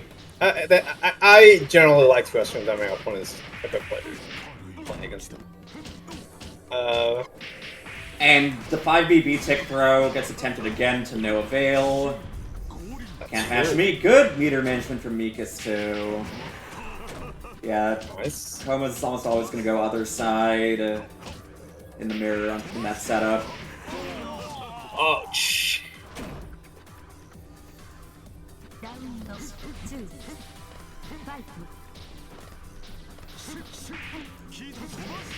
Oh, doesn't go for the echo. I think that Paul and JP goal has been confirmed. But I was going for the delay air dash back, which isn't really hard Yeah. to block, and also it's just not hitting jump C. I think it's hard to block when you show other options. You know, when it's like I think layered. air dash back jump C is only really good to call out specific gamble options, or if you really have them afraid of the Sandori option. Yeah. But Pretty as far much. as like reactability, it's not hard to react to if the opponent just knows how left-rights work in this game. Yeah. I agree. But That was 1-1, I think. yeah, it's 1-on-1. It's like a layer of Yoki that you do when you have already shown the other options. But yeah, it's really easy to do, so a lot of people just do it. Yep. Hey. Yep. Other side pretty much every time. That's not much of a mix-up either, that movement. Remember, in this game... Oh no, not again! Oh god. Thanks to cross-up protection in this game, other side high requires a very specific movement that only certain characters can do. Yep. So you can afford to Don't just throw? block same side until significantly later during those left-right Yeah. situations when you actually like are confident they're landing and think they're gonna go other side. Yeah. Actually, doing good cross-ups in this game is really hard. Like, it requires very specific setups, or with the characters that can do it, it's kind of hard to make them hard to see. Mm-hmm. And even then, some players are really good at blocking them. But yeah, cross-up protection in this game really saves you from some bullshit. very...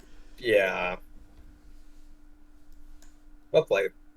Yep, we now have Snake versus Snooki for our final match before Losers Top 8. Cool.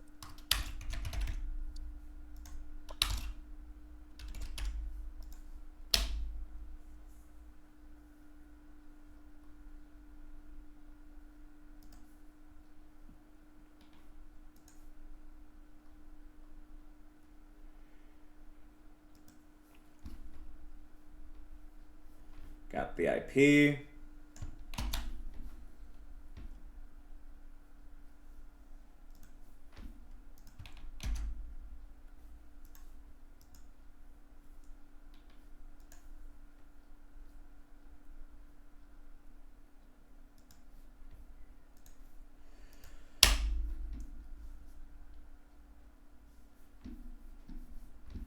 We are in.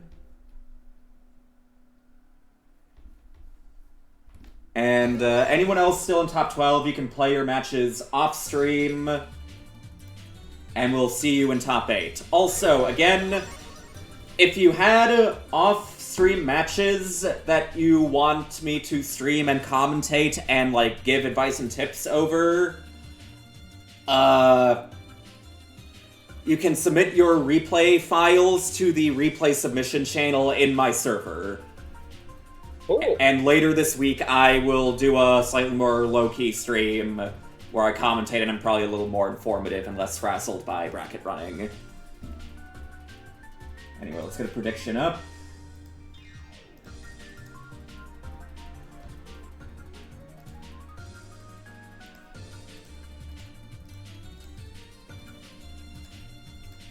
Oh, cool. F-Shion against F-Column. Yep. The Snake versus the Snook. F-Shion is such a cool character, dude. She's a bit lame, but not lame enough that you can, like hate her. That's what makes her cool. She's lame, but not that Yeah, lame. Yeah, she's lame, but not lame, yeah.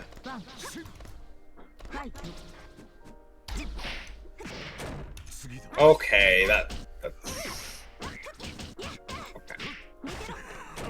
Yep, her pressure is actually pretty nice. Her A rolls specifically have really nice frame data. You have F-Moon bullshit plus frames, plus Shion bullshit dash, Yeah, plus pretty Shion much bullshit that. overhead. Which is outspacing F-Coma bullshit 214C. There's no space in the corner. Nice EP. Thank you, One Oh Cough, my god. for the sub. Pixel in a dream, but we're too afraid of the DP, and Snooki knows it. He's sniffing your fear.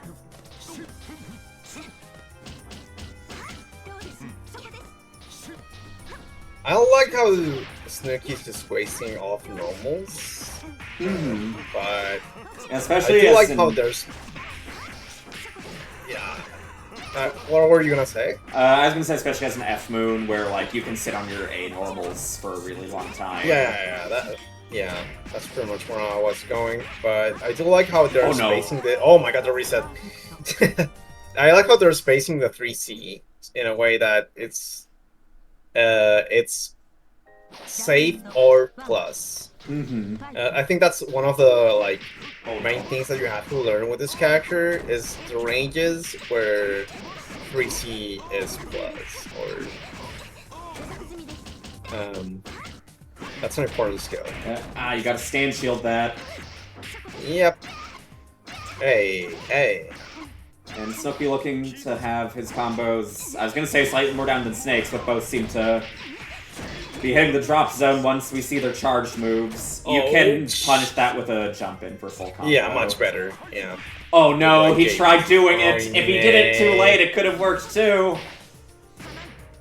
I guess he extended green from a 5A there.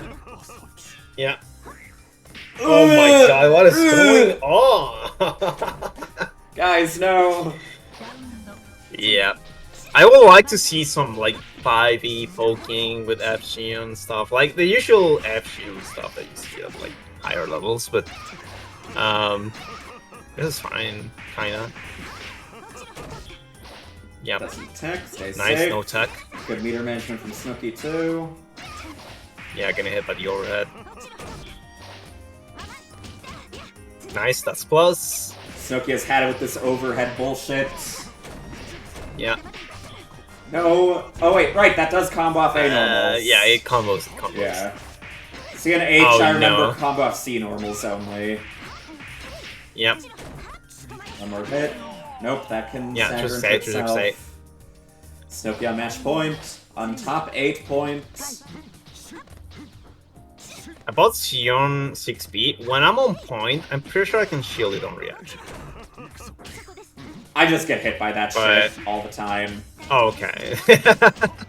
If I'm feeling myself, I might just like mash on a guess, like, okay, fuck this guy. They feel entitled to opening me up. I'm a fucking crank 2A. Yeah.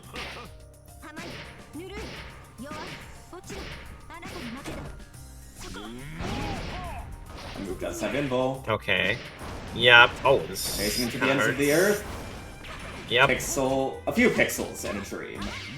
Okay! Snake's reactions evolving in real time, blocking the overhead, shielding them now Yeah. too, and then messing up his ID. No! No. Yeah, I was talking about shielding the overheads, and Snake did it pretty well, but... Maybe he's Oh my listening in, which makes it even more Yeah. impressive in that case. He's got, like, cross, coast, net, getting eaten by having the stream open, and he's still reacting to it. Yeah, That's and kinda cracked. getting tips from, like, the fucking end of the world, you know? Insane gamer. Yeah, Congratulations truly. to Snooki on making top 8, though. One of the best ones to ever do it.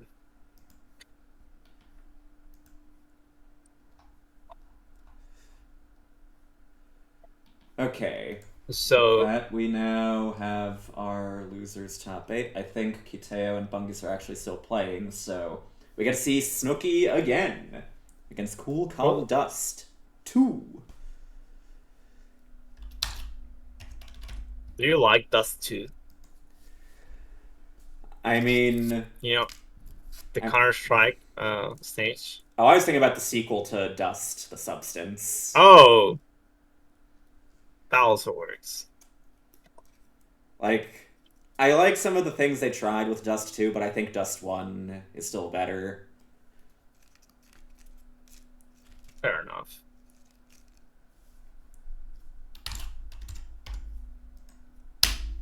Like, at the end of the day, the original classic Dust still tastes the best. That's how it is. There's a reason why when you, like, look behind your shelves and behind your couch, you find Dust and not Dust 2, because it's the classic. Yeah.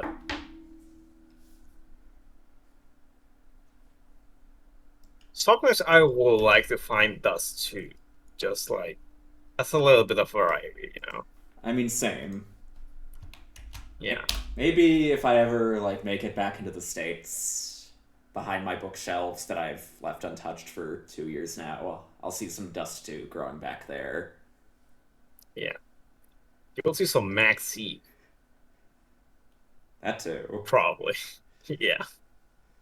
Hopefully my cat has been keeping things under control.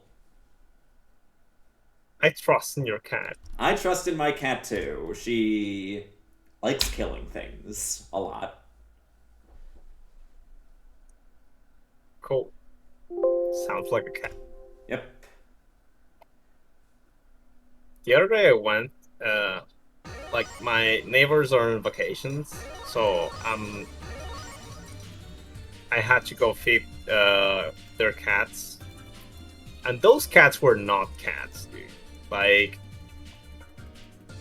they were too civilized. You know what I mean? Like they didn't act like cats.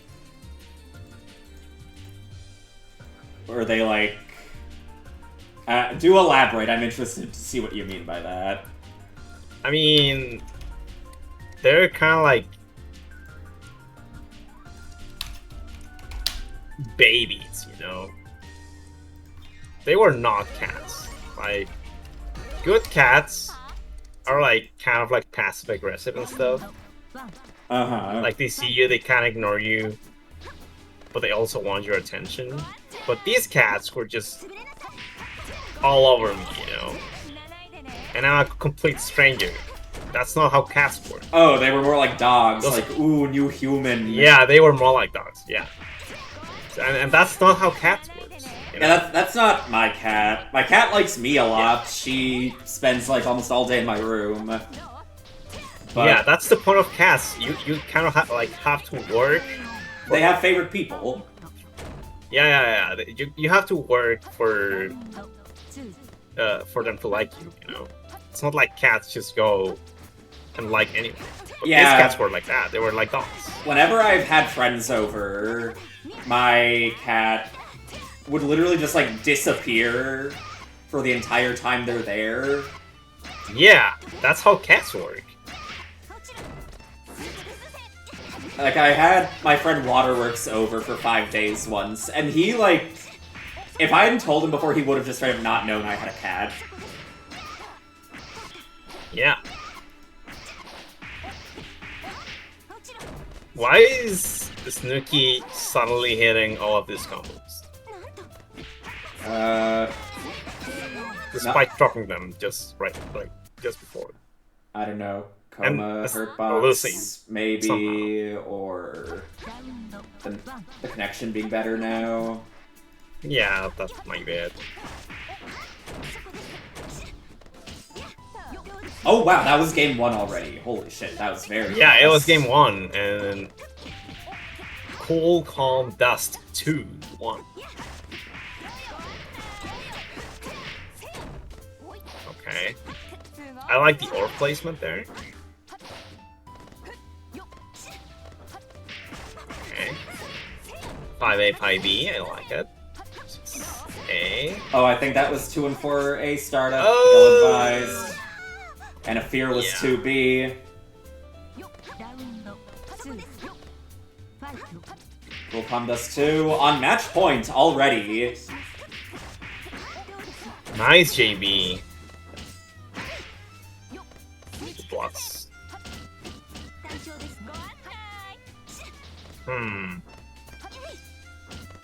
Not sure if I like the pressure, but... Oh, that was a cool confirm. Oh Part no, of 5E. Snooki not blocking. One more bad guess can end this. Yeah. Ending on 2B a lot, because it's +2. And Snooki can't. I'll take it eventually. back. I really like the pressure. I like it. They were using the 2B. Mm-hmm. I'm plus. I'm plus. What are you gonna do about it? Yeah.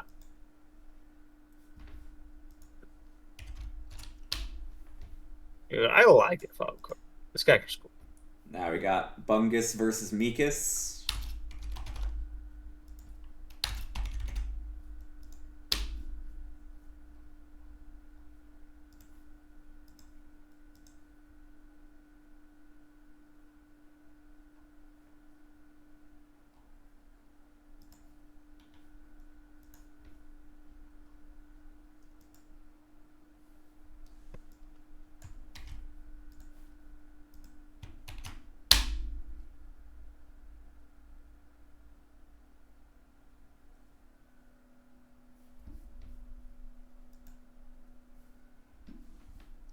I wonder if we still have the H Comic or if Bungus is like cycling through characters.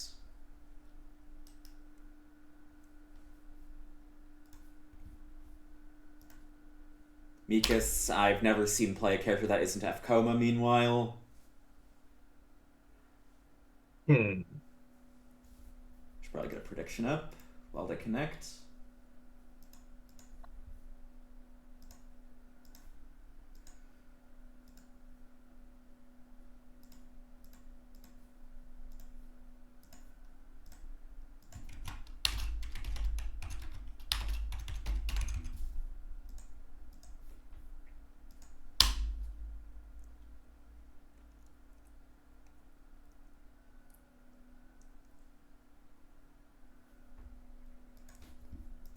Let's see.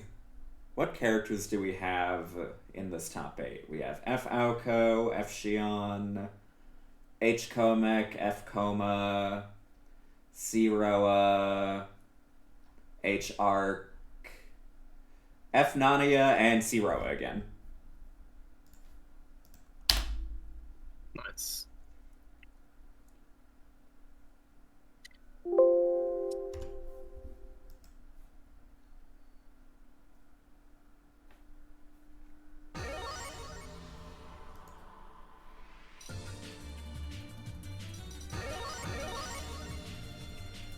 We're once again in.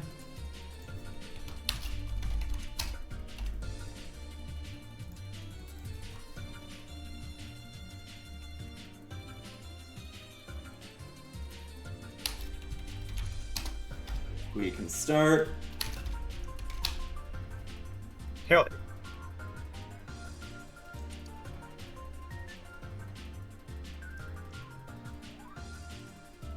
Again, H Kohamek.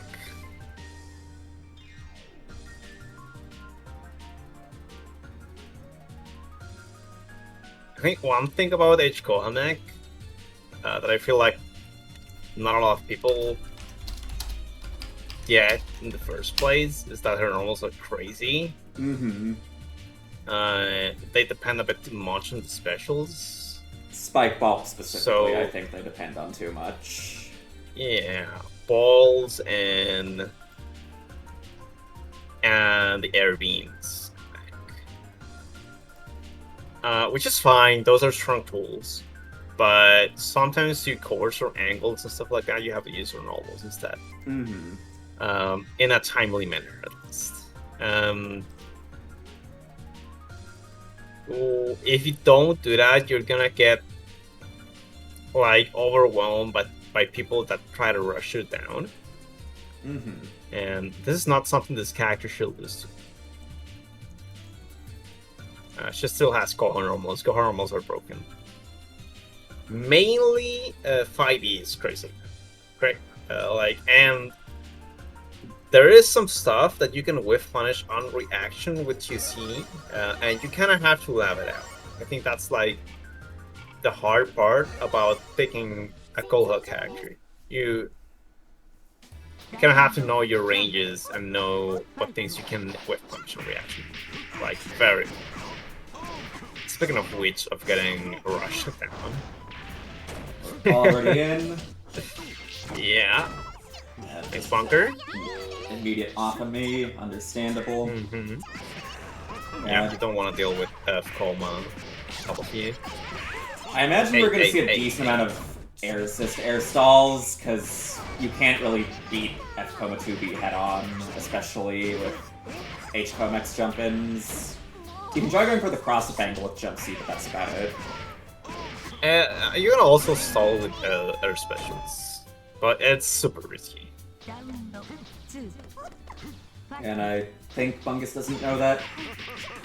F Coma has a mid 2A. We saw him crouching early against the air dash back jump C. Yeah. Oh, nice. Oh, no guard break? I'm not sure if I like the conversion, but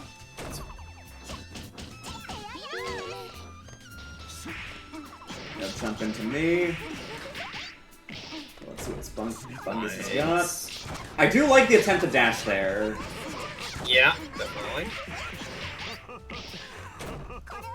again, I don't like Oh, depending too much on the overhead with this character, but I if agree. it's working, it's working. Okay, but...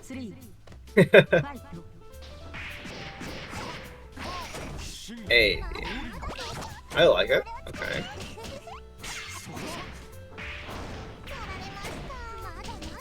I get the impression that the advanced F-Coma combo with the charge Rekka is easier on Koha.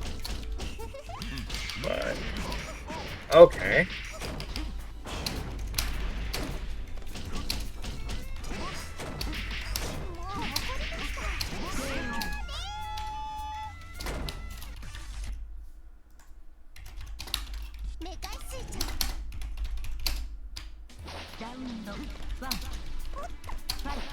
Yep, okay. There's JC, counter hit. 1-2, 1-2. 5k on Coma Hill. Okay. Let's look at the super version. I like the low shield there.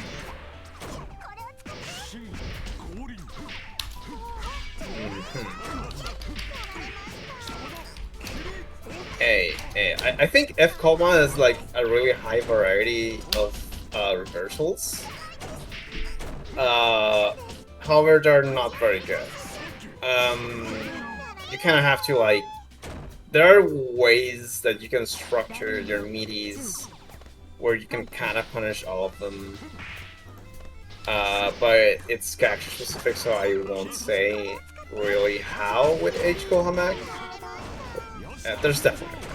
As H. Kohamak,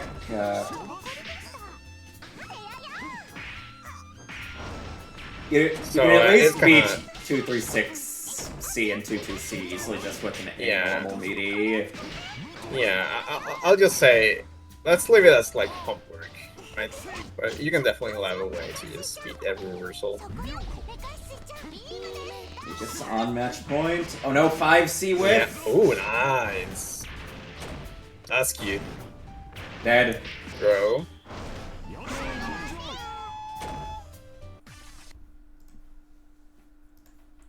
Yeah, nice. Mikas cooking and moving on.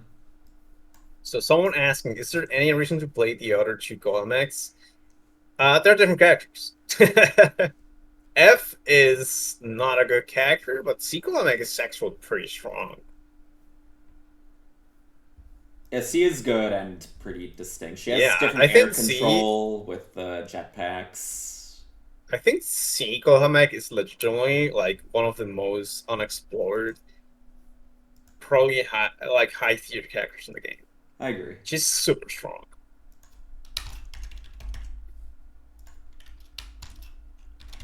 We got cool. She's hard though, like really hard. Versus Judah. Dusk gets to fight C Roa again. Yeah.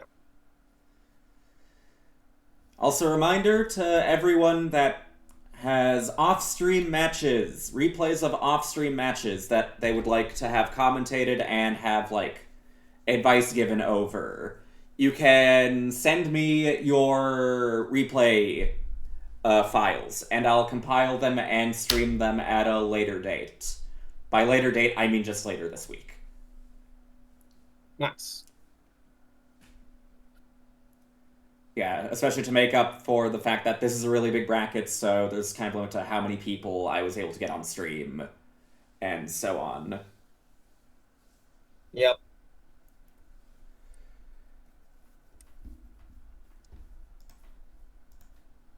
Do send the replays though. It's probably one of the best ways to learn.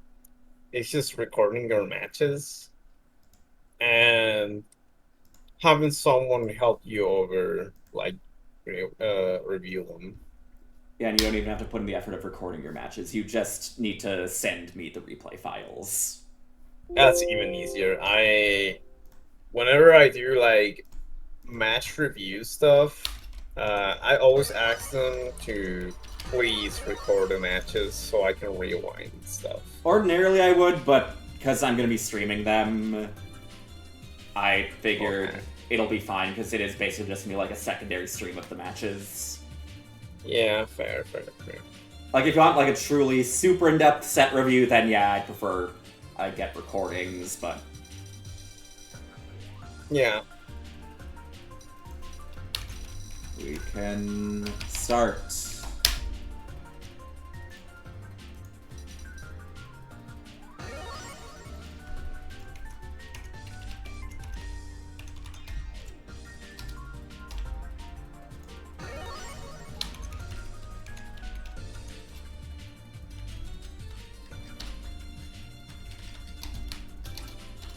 There we go. Cool Calm Dust 2 against Judah. We Exclamation can begin. Yeah, we already saw this matchup earlier in the bracket. Yep. So we kind of know tools that both characters have available. From what we've seen of against each other. both Zeros so far, Judah, I do think plays a little less aggressively than Melissa. Like, Yeah. we saw slightly less rising aggression in certain situations, and slightly more conservative orb outputs. Dust, meanwhile, is just like, that's for pussies. Let me get my hands on you. Again, I still think that Cool Calm Dust is a bit too hasty on the meter usage. Like, for example, that 2-6A, you didn't really have to EX cancel, you know. Oh, misses lost in meter, you EX lost guard damage. after blocking 236C, I think. Yeah. Like, we tried pressing But- something, just figured, like, you're only +4. That's basically minus my 0 frame data. Gotta shield that. Air DP to try and avoid the guard break. I like it. It's smart.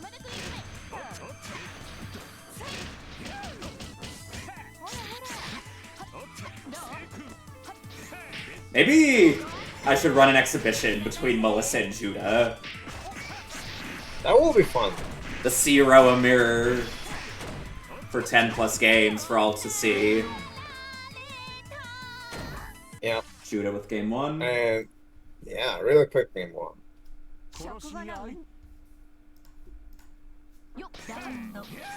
I kind of feel like this is how you play this matchup, like, kind of, especially in the way that Calm Dust is playing, you kind of just like wait for F Alpha to show her options and then you try to play the game. Uh-huh. Okay. Like, if they use their meter like this, then Yeah, I mean, Judah kind of busted his nut very quick on 236C there, too. yeah, but this is a rush. He can do it. He's allowed to do it. Like, look at this meter game from just Words. True, he did nearly And- hit max again just now. Yeah. That was more of a flex than anything, just like, yeah, I can whip 236C right now. It was preemptive meter management so that he can now hit max when he's on the defensive. Yeah, I think the meter management is the skill in Cool Calm Dust. We got a jump C crouch hit, though. Yeah. Okay. And again, just use the A meter little right too away. fast. And Judah is just mashing heat on NDP to reduce now. Good. Fuck it. Oh my god, that was definitely a misinput, but it worked.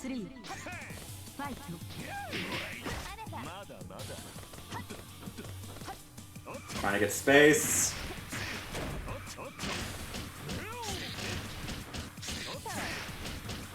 Yep. Oh, didn't get the link, but it's fine. And we're in again. Yeah, nice. Off of me again.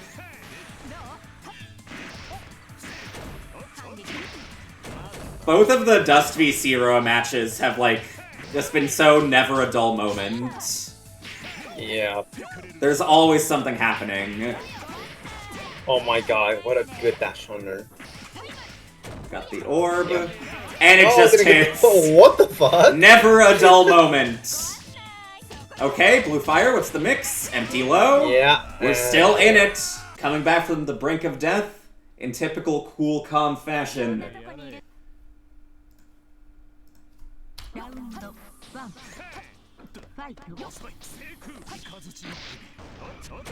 Okay, yeah, 316. But no conversion, that's weird. We do get perfect forward placement and the full combo from it. Almost full combo. I like the immediate response there into a combo in response to that specific drop from Dust against Judah. Just like, oh, you ripped with jump B against me and whiffed. Time to die! Yeah. Oh my god. That's harsh.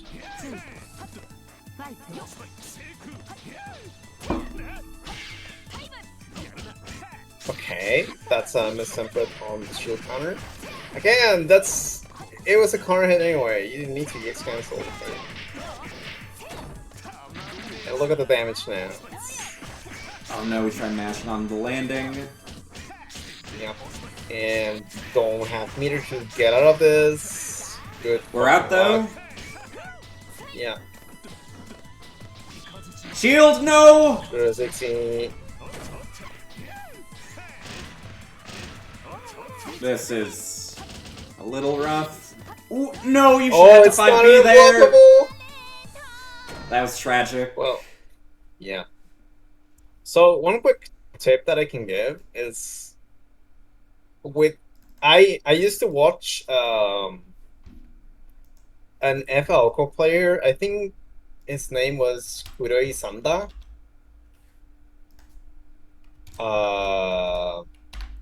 And I didn't understand why they were just doing A, B, C to C sweep.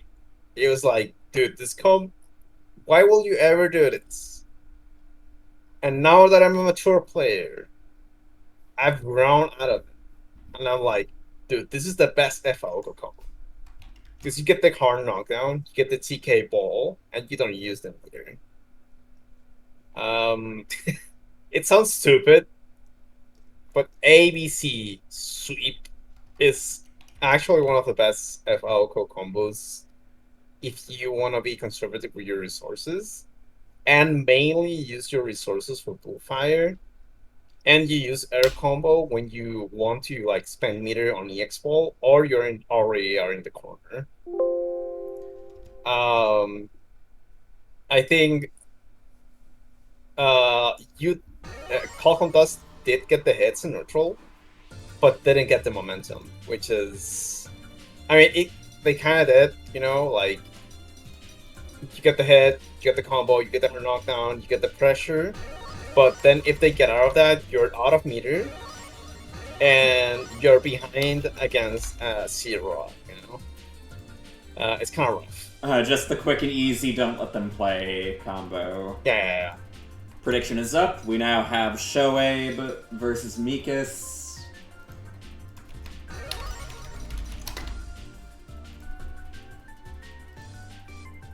It also doesn't give too much meter to the opponent.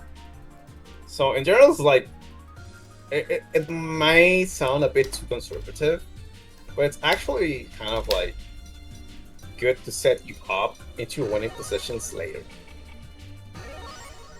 Yeah, same box as F9, buttons to Rekka. Yeah, pretty much. Yeah, it's pretty much that.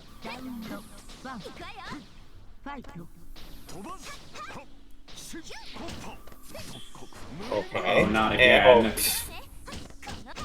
The Tourney, as you call it. Oh, that was meant to happen.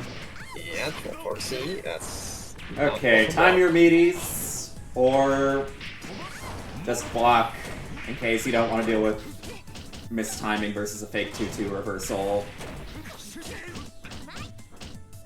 I gotta say, Arquid backdash is fucked up against Koma because it leaves her airborne. So you can't really like use the Koma grab to beat the backdash as you will in a lot of other matchups. Her backdash is Yeah. shorter than other airborne backdashes too, if I remember correctly. Yeah, it's kind of shorter, but it's just really annoying that it's airborne.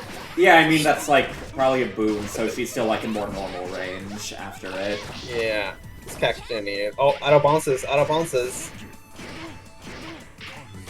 Oh, normal under. I was expecting a blood heat. Oh! Honestly. Oh nope, goes for something else. Fucked That's up. cute. You were expecting Blockheed, but that was actually a good play. A better play than Blockheed, probably. Yeah, that kind of threw me off. Like, oh, that's what he was cooking. All right. Yeah, that's slightly better.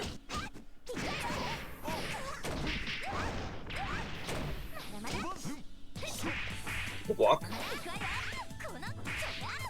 Trying to air tech into buttons too hard.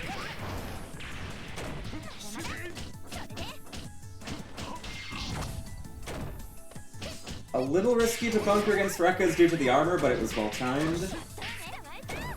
Yeah. I don't like the dash as a mix-up option in general. I think it's really reactionable, but if it works, again, if it works, it works.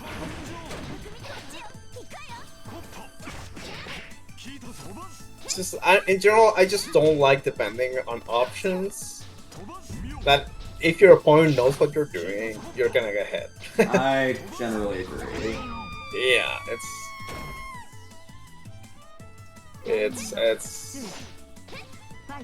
especially in Oki where it's like dash it's under? supposed to be such a good position for you.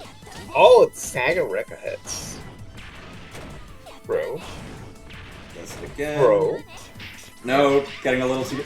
Try going for some goofy reset, or maybe just miss and put it into the dash. That's really cheap. You don't have to get the knockdown off that. Oh! Okay. I think that's to call out that being a safe overhead. jump. I respect it. Okay, we've got our hit. We've gotten a little more damage by starting with a jump in, but what matters is that you punched it at all, unlike a lot of other cases I've seen of that move whiffing. Dead. Yeah. Oh no. Mikas moves on to top 4. Yeah. Still a The good characters run that have from safe Shoei. jumps can safe jump basically every F Coma reverse. Shoei there went for the delayed air dash, but I feel like you have to show the safe jump option most of the time until they start respecting you. I don't think Mikas was really trying to block in general. We now have Melissa versus Tommy. Yep.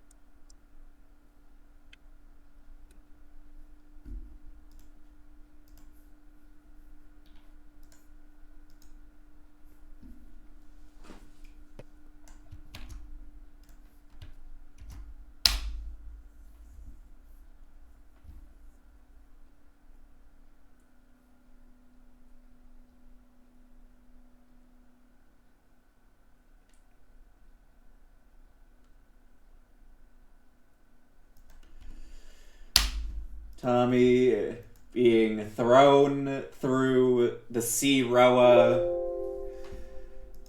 Kumite.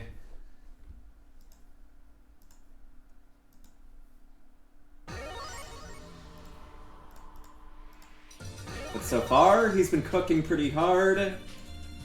Has only dropped 1 game up until hitting Winners Finals. Actually, I think Melissa's also only dropped 1 game until Winners Finals.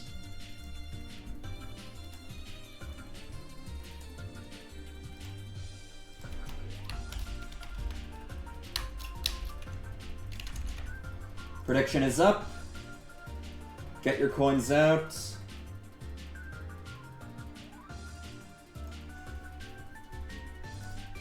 Let us begin. Yep.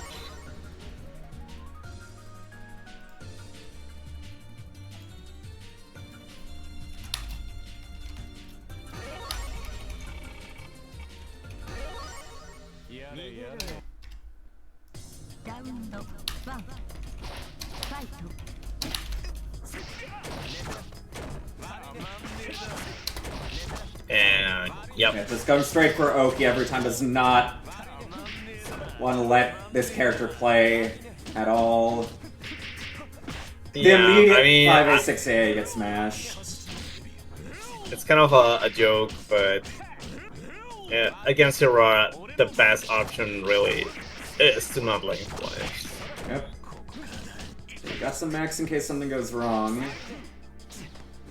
It is the best option against every character in the game, of course, but it's not very Raw specific. But Raw is Letting him play is much more really punishing. snowballing. Yeah. His really snowball. And Melissa can't And do he too does many need setup sets to against start this Nania. game. Yeah. Some characters from the get-go already have all their tools available. Zira does need to set up an arm first, which is kind of trivial, but you do have to play around it. I like the shield there. Wasn't ready to do shield out of What a EF mix shield up. though. Oh, another EF shield 2A, but no confirm. Yeah. Nania backdash, quick enough to recover there. IH. Oh, that shield killed. Never mind. Oh no, you. Okay, I guess it works No! anyway. Oh god, I was like, Shield. I was thinking it was gonna DP there because that was another like kind of greedy Yeah. set of orbs at that spacing. But fuck it, that works too. その首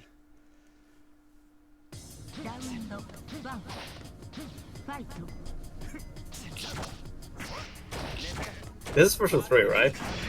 Yep, this is first of 3. This is winners finals. I should probably label it as such. Okay. And the two. I like the very uncentered. Okay, there.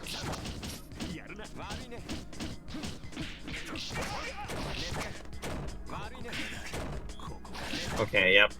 Just baiting the shields One more now. hit. And yeah, that does have Emble. Tommy halfway to grands. Mm-hmm. Ah, no, you can't up back there.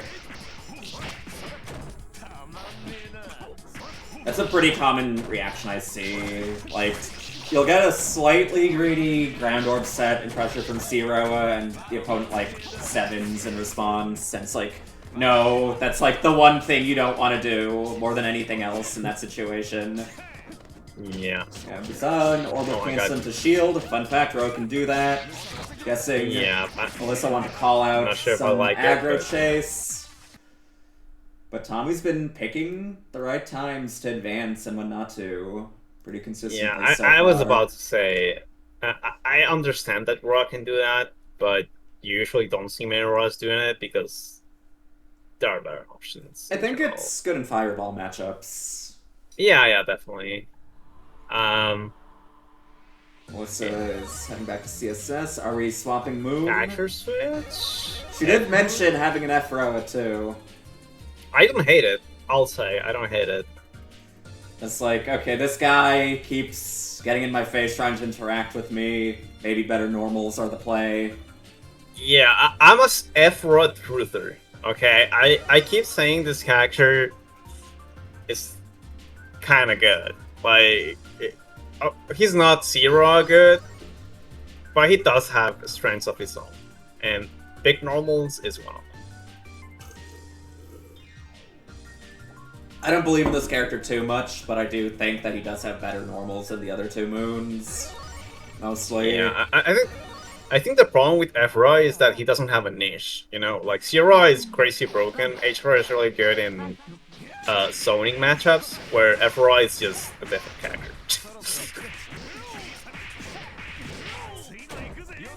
It's just an entirely different character. No jump C for you. Tommy goes to LP. He knows the Len matchup. True. Melissa is nearing max as well. Tries doing an air tech air throw. Out of forward air tech too. It's Yeah, not some quite some enough. very aggressive 3-6 Bs from Melissa. Kind of different how you see a lot of F-Ros play, but I do think Melissa's also been going through normals and pressure a little quickly so far.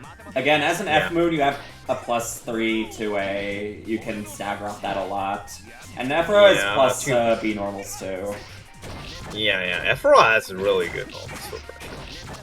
You also want to stay in that range, because if I remember correctly, like, from further away, 2B, 2C doesn't combo. So... That might be the case. You call 2B6C. So... Wait. Oh no! Big jump C! This might be what we need to turn the tide.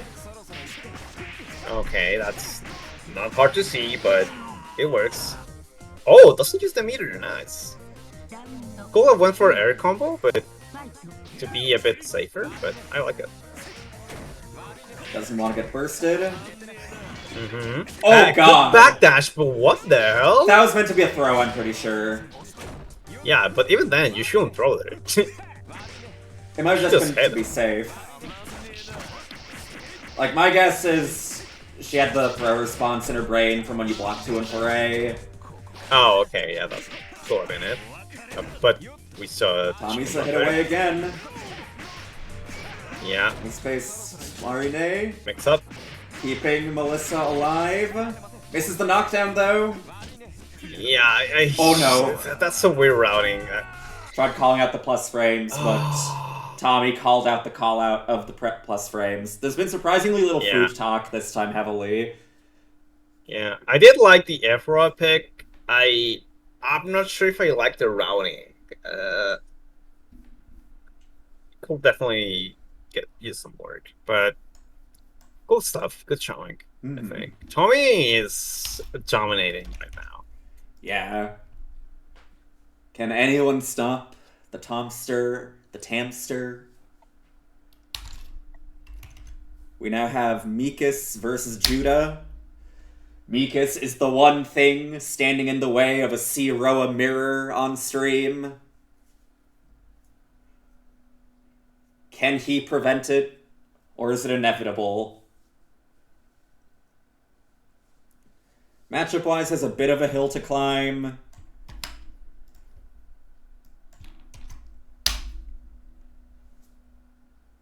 But he's in North America, where Coma gets, like, a field bonus.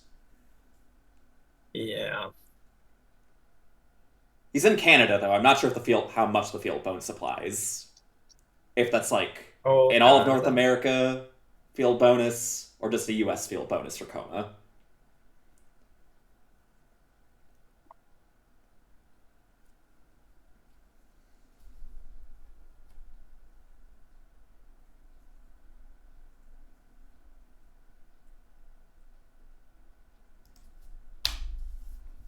This will also be the last FT2 of the night.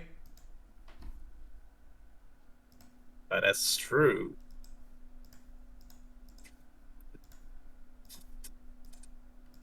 And another Zero game. Yep. You'll love we to see might it. see. We might see the Zero mirror match. I kind of hope so. Like, on one hand, Mikas is the underdog matchup-wise, so, like, there's obviously, like, some want for him to win, but at the same time, I've never commentated a C-Roa mirror before, so...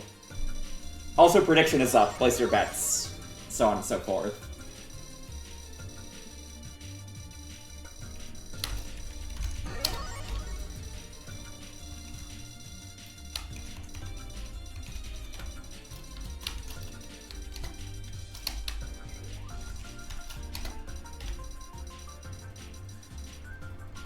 We can also begin already.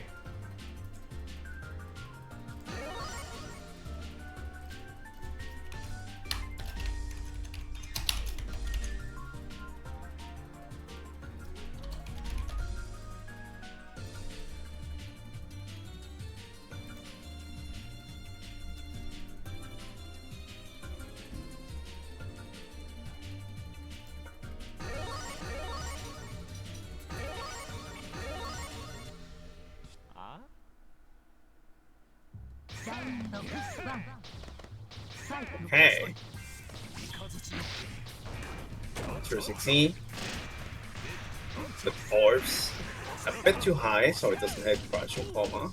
Yeah, I like the dash response, but it's a little too Yeah. late. Or maybe not even too late. Maybe Robo just doesn't have enough recovery on his moves. Wake up 236B! Yeah. And it worked. It looks like God himself wants to see the Roa mirror. Yeah, I mean, that was a pretty strong showing. Shield that! 360, no shield, yeah. Damn, baby loops. Okay.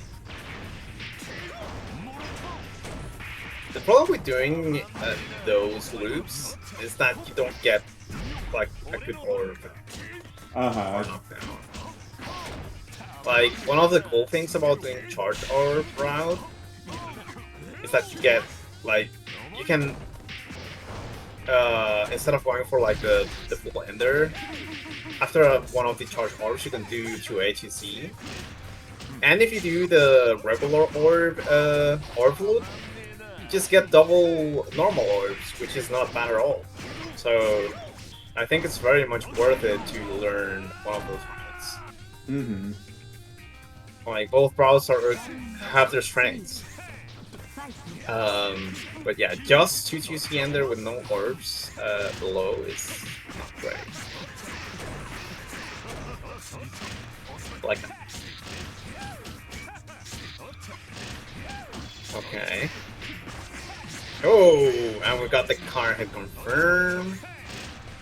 Though I will say that H coma slow wake up might make it so it doesn't matter that much. Maybe. To like learn the obstacles. I'm not much of a Roa nerd. I really like laughing this character. I mostly look at this character and I'm like, okay, that combo's longer than normal. That's probably hard. That combo's shorter than normal. Yeah, Like I like this. I like laughing this character. I'm not sure if I like playing it that much, but he's a very cool theorycraft character. You know? I mean, yeah, he's got like open world cancels between his moves. A lot of He's stuff the you can do. fucking Micro Steve. He's Micro Steve of this game, you know. Yeah, this matchup is really rough. Like, Coma, Roa is hard in general, but I do think that H and F have, like, the added issue of not being able to air chain, which makes it, like, extra difficult to get meaningful hits on C-Roa if he isn't committing much in the air.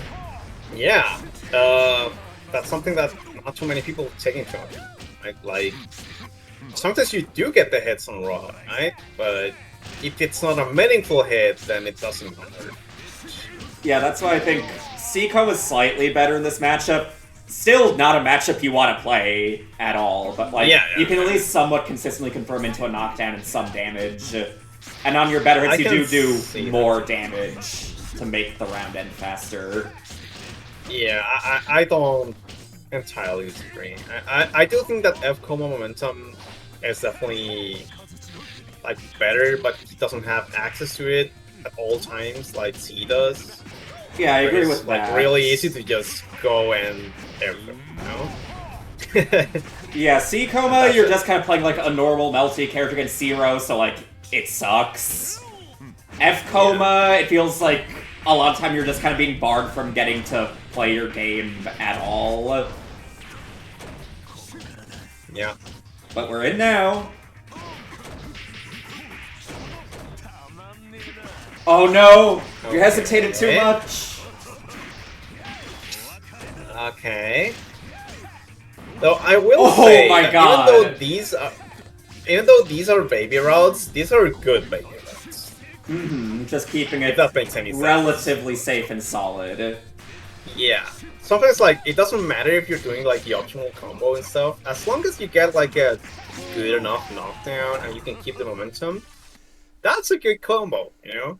And we can saw how effective that was. Yeah. And now we get the mirror we've all been waiting for. C-Roa versus C-Roa. Who will reign supreme? I love how they play the character very differently. Yeah, like... We're mentioning Judah It being feels the like- more conservative and like safety-oriented one, whereas Melissa does seem to be going more for like wanting that zero reward. Yeah. I was about to say that not even it's not just the combos that are different, but also the way they play. Yeah, you like know? the amount of orbs they place in different situations and how much they're focused on trying to run away versus getting some sort of hit into getting the game plan going. Yeah. And Melissa feels like she wants that hit, like Mhm. that one. I hit am that playing ends C it. Roa. Yeah, like just trying to get that CMB combo down. I chose power. Judah is very, very conservative the way they play, which is cool. Like, it's cool to see the same character being played very differently. Yeah. I will say that probably the best hero in the world is Red Melon, and honestly, Red Melon doesn't really do any showy stuff when he plays. Like, it's impressive how, like, I know his execution is crazy good, but he doesn't always show it, Like, most of the time he just goes for very basic routes that will ensure corner carry and triple ult, Prediction And is that's up. enough. Oh, very similar colors too. Cool. Hell yeah. Give me a stroke, why don't you?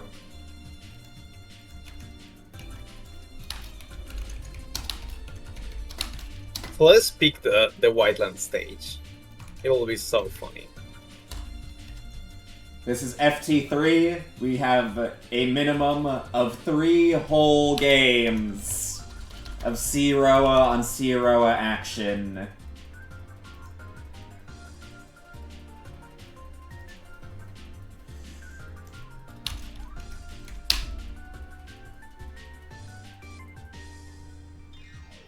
Please, the Whiteland stage with these colors will be so funny. This isn't just a battle of characters, this is a battle of philosophy. The battle of, I want to wield the power of C-Roa versus I want to deny the power of others through C-Roa.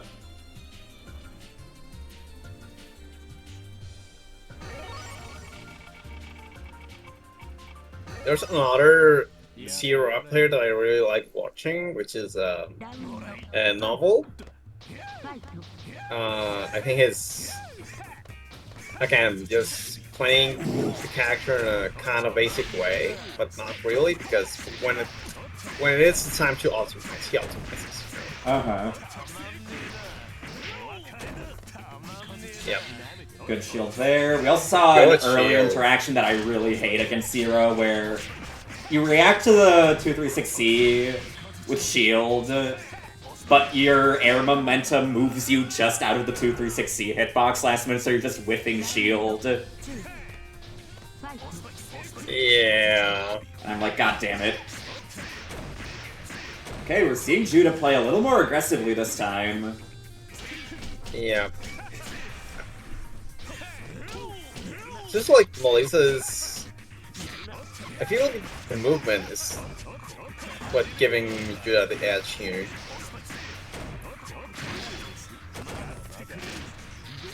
Okay.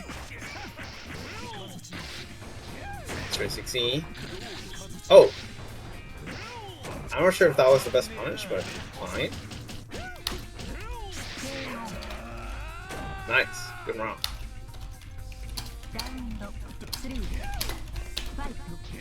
I mean, Sierra against Sierra is an A2 matchup. In whose favor? So the one that curses the other first. I do love watching most of the top tier mirrors in this game in general. Because people often say like, oh, Roa doesn't play Melty Blood, Nero doesn't play Melty Blood. They play Melty Blood compared to what they play against each other.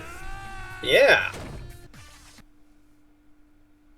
I mean, I don't know. If it's in Melty Blood, they are playing Melty Blood, I'm not sure if they're still in Melty Blood when it's the Narrow Mirror. Oh no, that's Call of Duty, dude. Wrong game. Okay, Melissa with game 1. We've been getting so many shields and DPs this set. We've gotten a Good full shield. combo off that. Good shield again. Hit. Oh, and good shield again. I love this. Yeah.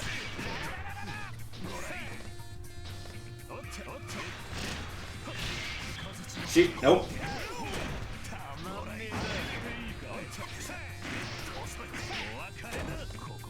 I think both players have blocked like once so far. It's awesome. Yeah. You know, in Samcho, at least Samcho 4 and 3, there's an option to pick a mode where you can't block, but you deal more damage. Fantastic. Yeah. It's called like Advance or something like that.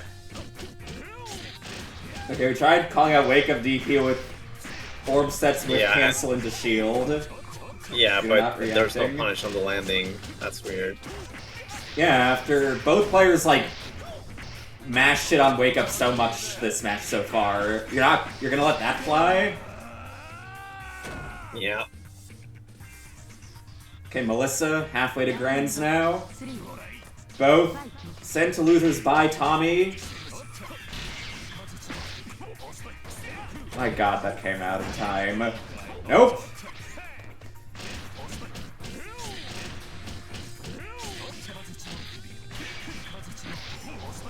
Oh, nice. I will say, it's really funny that Zero has really good tools to call out, like, orb placements. Yep. Probably some of the best in the game. It's like how in the Hime Mirror Geyser punishes Geyser.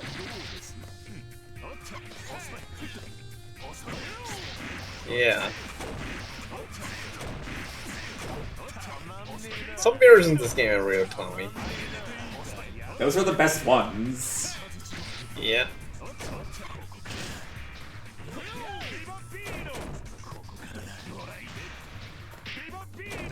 Let's throw again. That orb's got to go out. There we go. Yeah, nice. I like the confirm.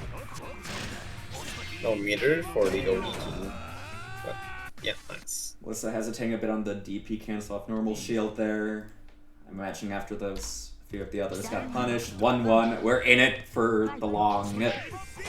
American It's Star. really funny that an F9 is winning wins. Yeah. Nice, wholesome Oh, F9 nice. Grands.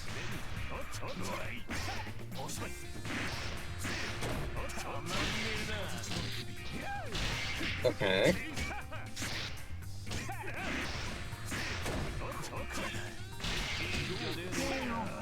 So much shielding that it's not being called out. I feel like you can like adapt to that. But I'm surprised that jump C didn't hit 236C with that angle. yeah. There it is. Nice call. No shield Yeah. for you. Yes, please. Punish me some shields. Ah, that was jump startup, I Yeah. think. Off of I me think again. it's jump startup. Oh no, no shield. Didn't see any other startup Oh, either. didn't get the confirm. This is pretty difficult for Melissa. Ah, you should have triple shielded. Coward. Yeah. 2-1. First game, it was won by Melissa, but Judah with the adaptation, taking 2 games in a row. Got the shield there. Nice. I think that was a double Did he jump get the before the TK? air dash. Also, reminder, you can like just air dash out of air EX shield. You don't have to double jump if you want to get an air dash. Technically, you can shield out of. not shield, dash out, grounded EX shield 2, but frame 1. I've actually gotten, like, accidental dash and backdash out of EX shield a few times. Like, I could just fat finger to A and B at the same time, I guess. And I'm just like, Damn. should I be annoyed at the fact that I misinputted or impressed with the fact that I got, like, a frame 1 successful shield? Yeah. Like, my timing's kind of nice, but my inputs are slop shit. And some slop is peak, you know what I mean? I guess so. I think that could have killed with just a simple air combo, but Yeah, yeah, we got the round anyway. a non-zero maybe combo would have killed there, but maybe that was more meter. Yeah. Okay, Judah now on match point. I can't wait to make the top 8er for this bracket. I have the 2 zeros. Yeah, just next to each other. Yeah. Right behind the Net Maya. Well, assuming the Afnania wins. Judah might make the adaptation. true. Or Melissa peels it back, and then makes the adaptation. Yeah. We'll see. I mean, yeah. Oh, it's air blockable! Off of me. Yeah, good stuff. No. Yep. Throw arc drive. You. I was just only about use to some say combos. that it felt like Melissa was playing more conservatively, and then she goes ahead and throws an arc drive in neutral. A reminder to everyone that move. It doesn't even have invul or anything. And Judah takes it. Oh, that hurts. That hurts. I mean, that's one of the consequences of whiffing so much shield. Your guard bar gets weakened. You can only throw so many dices against this character.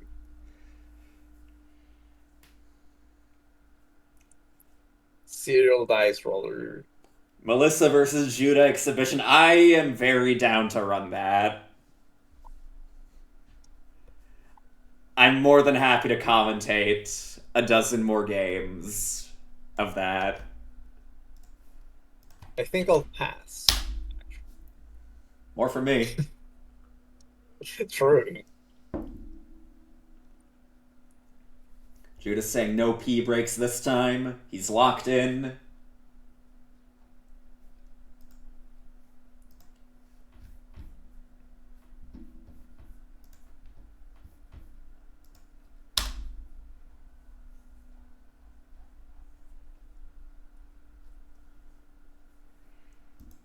And again, to everyone watching that had off-stream matches this bracket, feel free to submit your replay files to the replay submission channel, and I'll commentate them, go over them, and give advice and tips and other information later Hell yeah, dude. this week on stream. Hell yeah. Can I upload my replays? Sure. Okay. Just randomly in the middle of the 3A matches. Yeah. Hell yeah.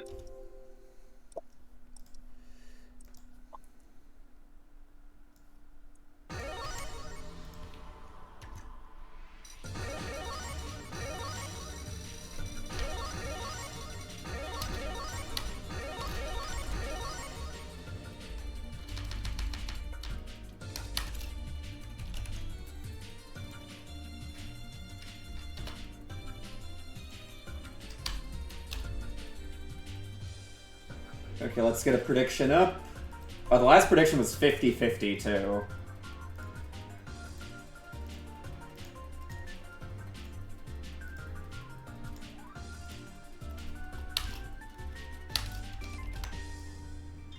Prediction is up. Get your coins out. Place your bets for the final-ish battle of the night.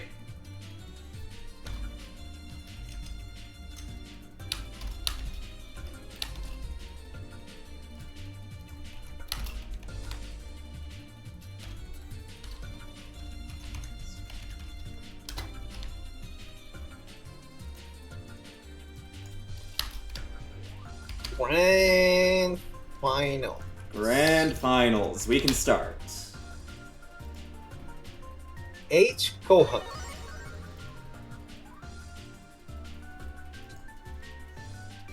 Has Judah been secretly hiding this character in his back pocket this whole time?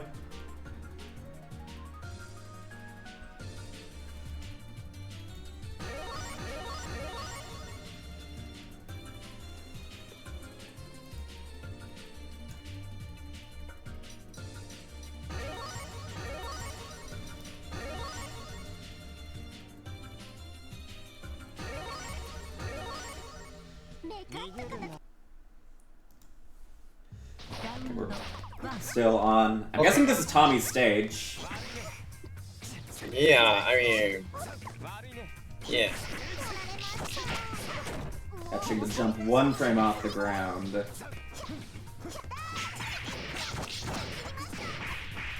I love how there's, like, I feel like a lot of Nanai players should pick this color because it's the Emiya color, but not many people play this color for some reason. I don't think I've ever picked this color. I don't really like most of Nanya's colors.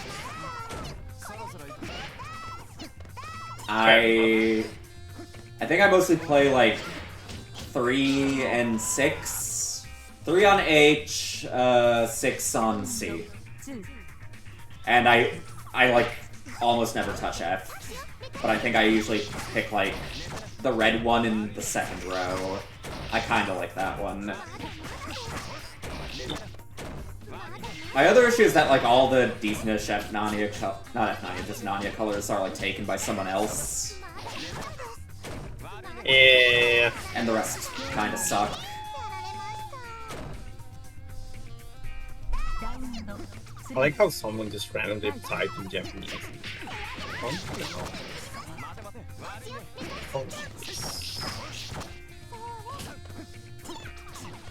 Okay, the H comic does seem to be doing some work though. Trying to bunker on hit to no avail.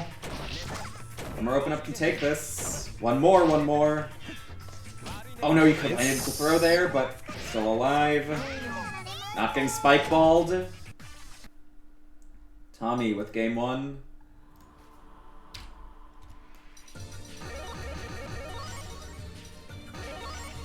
He was like, okay, fuck there's this. there's a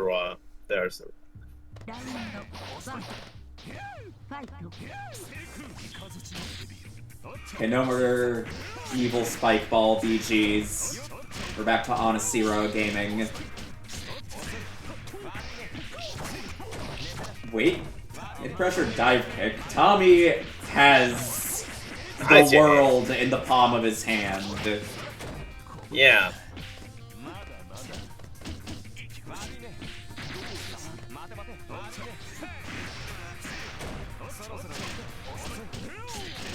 Okay. Yeah, plus frames. Beware of the max. Oh no! And, oh no! I feel like Tommy has been getting so many free hits from people trying to know out of the stances. Yeah. This character, you kind of have to keep Nanaya honest on his mix-ups with like taking really good, educated guesses. But I feel like he is not one of the best options. Not particularly. It listens to so much stuff, like against Nanaya specifically. Okay, good block. Good anti-air DP, Oh, and there's the chicken block. Don't jump punch. bait after the chicken block. Yeah, Yeah. and the anti-air DP again. I honestly really like Judah's neutral. Like, it feels like if the reward was a bit more like polished, we will be seeing a different story.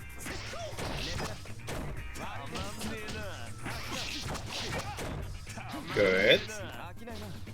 CP.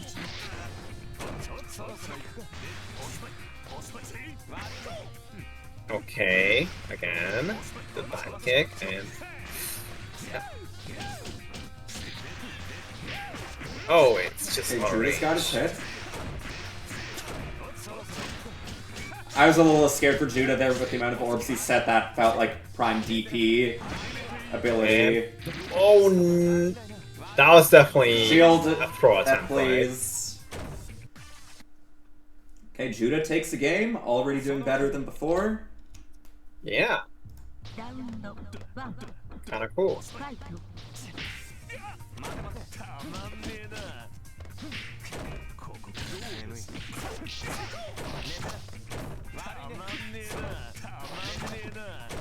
Yeah, these Ash options are just not working, especially given that they seem to always be getting picked when Tommy's going for 2 and 4A.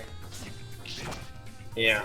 When, like, that's one of the most rewarding ones to respect, given that you can get, like, a throw punish if you have the timing down. Good stuff. I like dive kick there.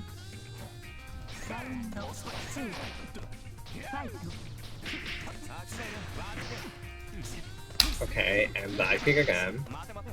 And the DP. And the dive kick. And the DP. And the dive kick. And the reversal. Okay. Nice. Orb.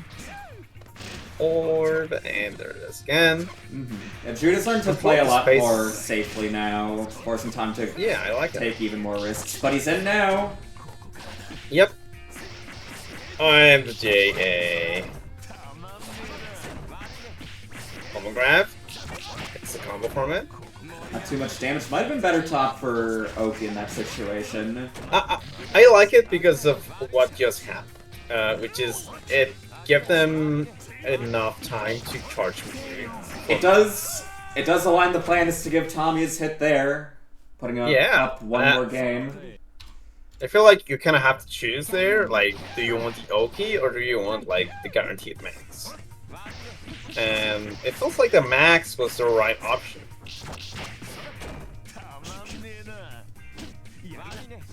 It was too scrambly otherwise.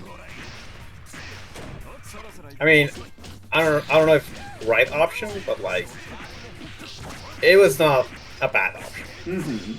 I'm starting to pull more of the double DPs now too. Yeah. Might be opting for Double games a DP. little more often now, in light of the amount of gambles Judah's been pulling off successfully. Yeah. Again, double DP, not necessarily like the combo that guarantees the momentum, but it gives a lot of meter to Naya.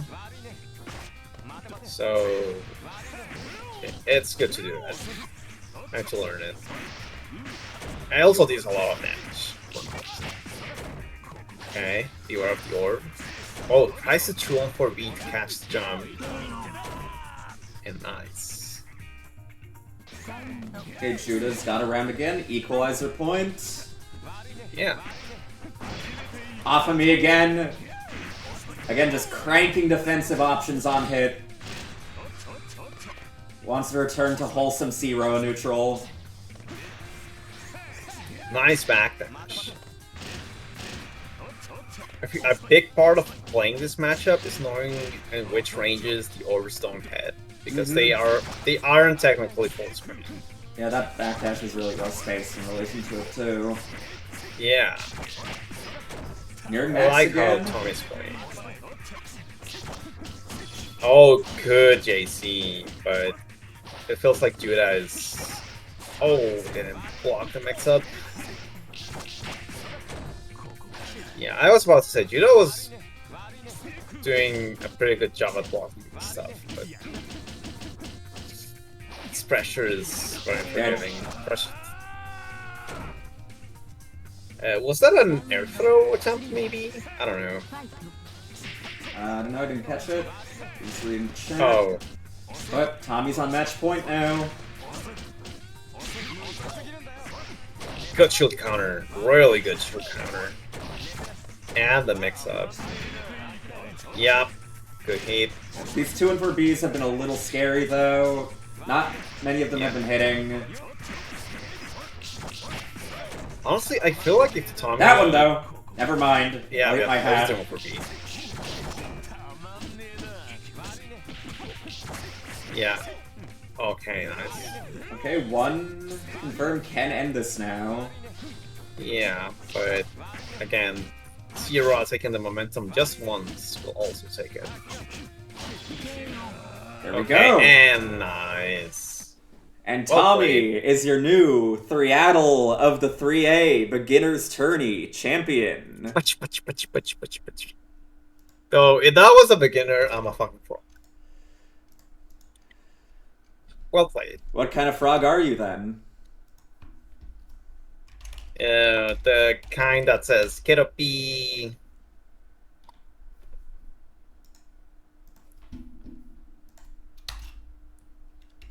Well played. Well played. Yeah. It feels like if Tommy had the anti-Hedoist down, that would have been like even more dominant. Well played. Real well played. And that leaves us with Yeah, cool stuff. one more match. Oh. We got our final boss up now. Oh, I love this tradition. Who's the final boss this time? Amla. Oh, Ombla? Yeah, he was supposed to be last time, or 2 times ago, but he ducked. He, like, fell asleep or something, like a bitch. Okay. But he's here now. Your Frosty Fausting's second placer. Yeah, really good player. Saying, I want to go to bed. Also, I unretired from drawing titties to be here.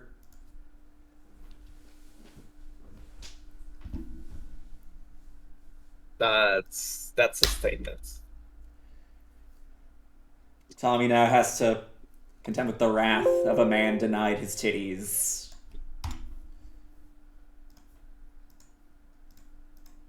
Let's get a prediction up.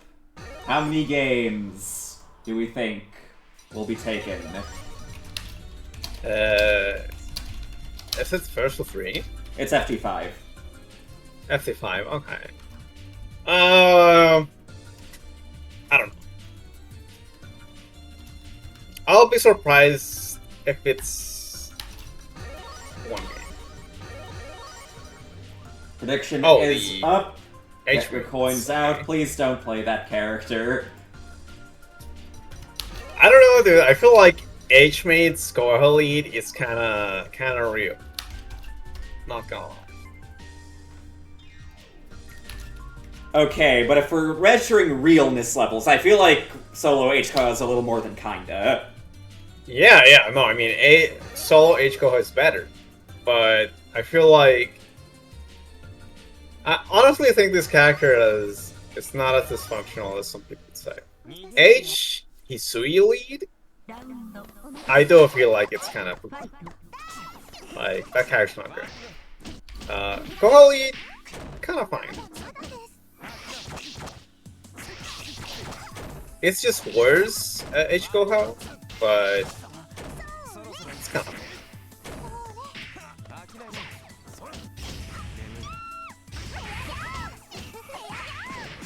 Okay, I'm trying to mash. You can...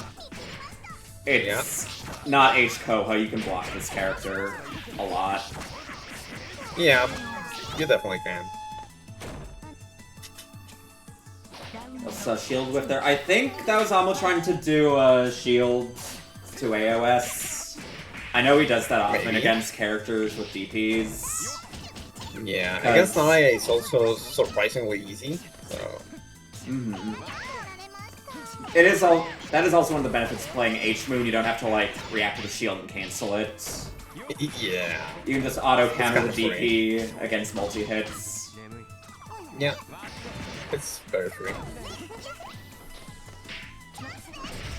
I will say, with the maid spec instead of the Goha pick, Tommy might take more than one. This might skew the game bets, yeah. Yeah.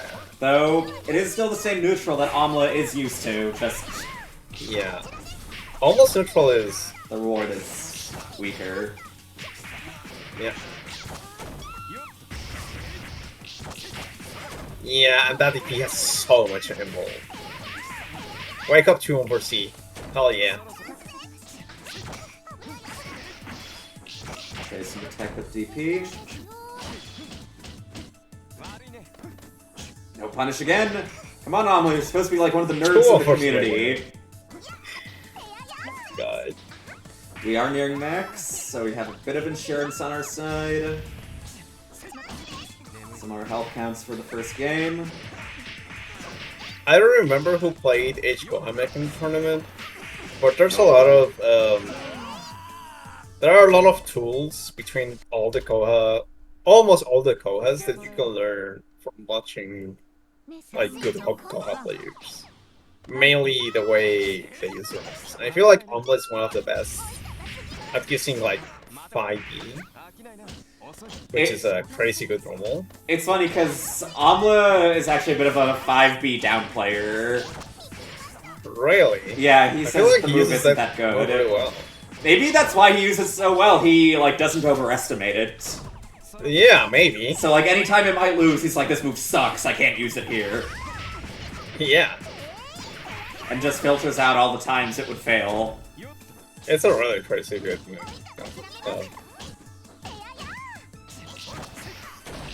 Nice. Near Nice. next.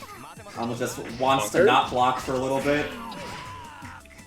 He fit a fucking assist into there, the psycho. Just mashing 2 over C. That's based.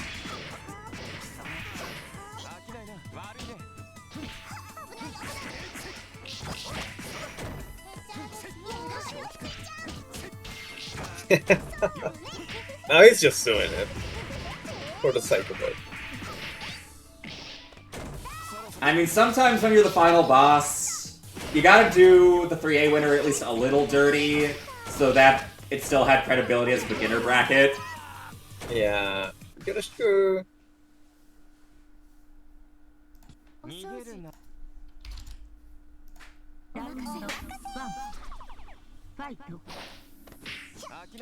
Okay. 5A. JB. CCC. Drop, but that was still a bunch of damage. Yeah, it was not over.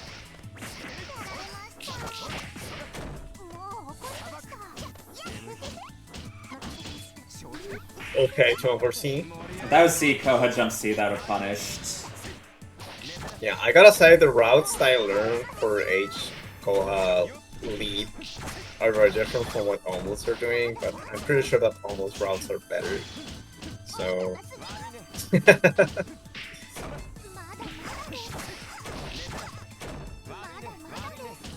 Okay, good block.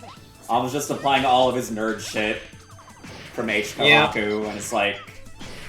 I mean, he's probably more pressured now to do the, like, good try-hard combos, because he can't rely as much on the command grab to source reward from. Maybe it's just, like, pulling the weights, you know?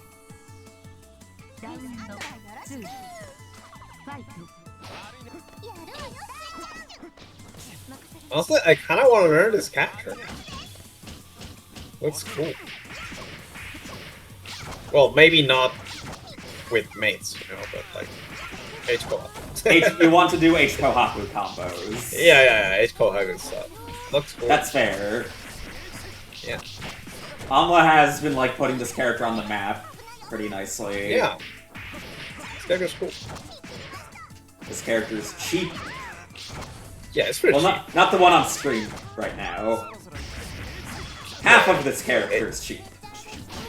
I mean, this character, again, I'm kind of like an off player of H-Mates Koha League. I don't think it's as bad as people say. I think she's the best bad maids duo.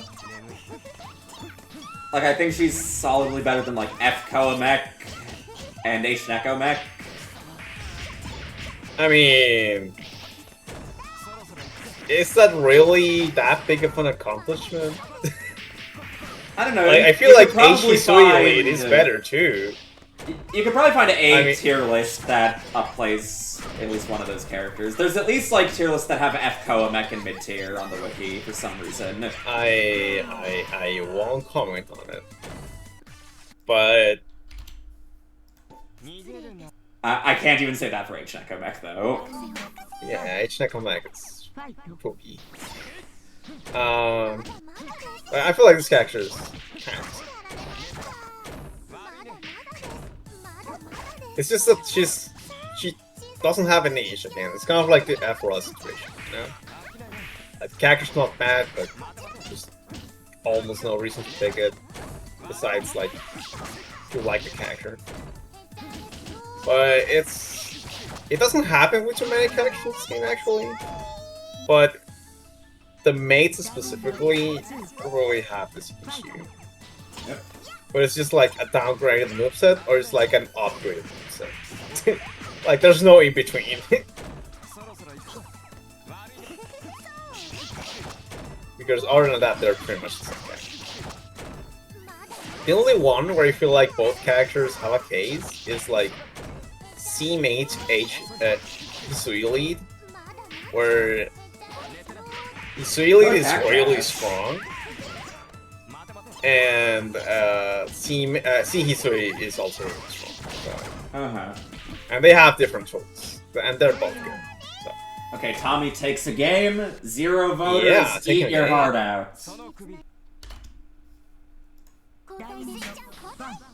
There were no one voted for any of them. Never mind.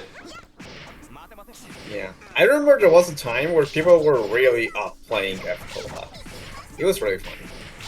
But I do believe that she's a very easy to learn card pick character. So in that sense, you can kind of make a case for her being,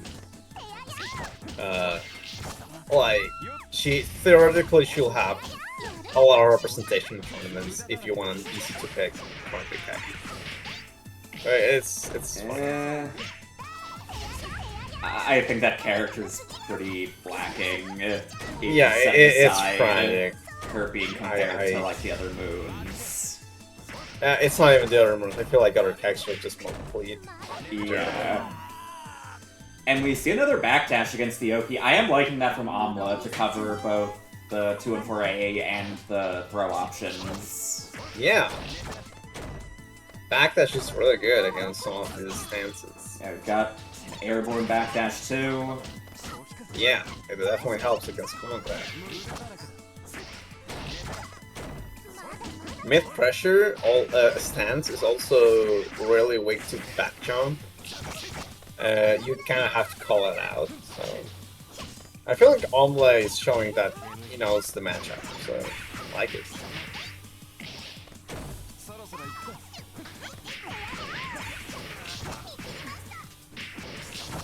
Yeah, Amla has played this matchup a lot against Alps.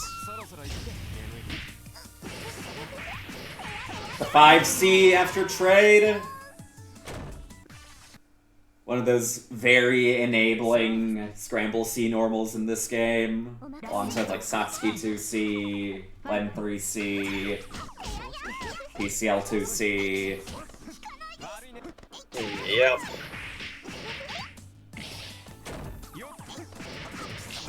Yeah, what I meant is that some people were like putting her in like high tier. Oh, I remember the old tier list doing that, and I'm like, Yeah. why? Again, it was kind of like a trend of people picking her up as a card pick, which I think it's a fair deal.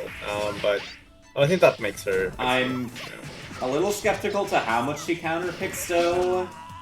Yeah, me too. But you know, it was one of those times. You know, when people get very opinionated. Yeah. And this game didn't have a real training mode. True. So you could just have opinions on shit. Oh, I like the JC, the really high JC, to try and hit the green boxes of like B. Uh-huh. 5A. Needle time. Bro.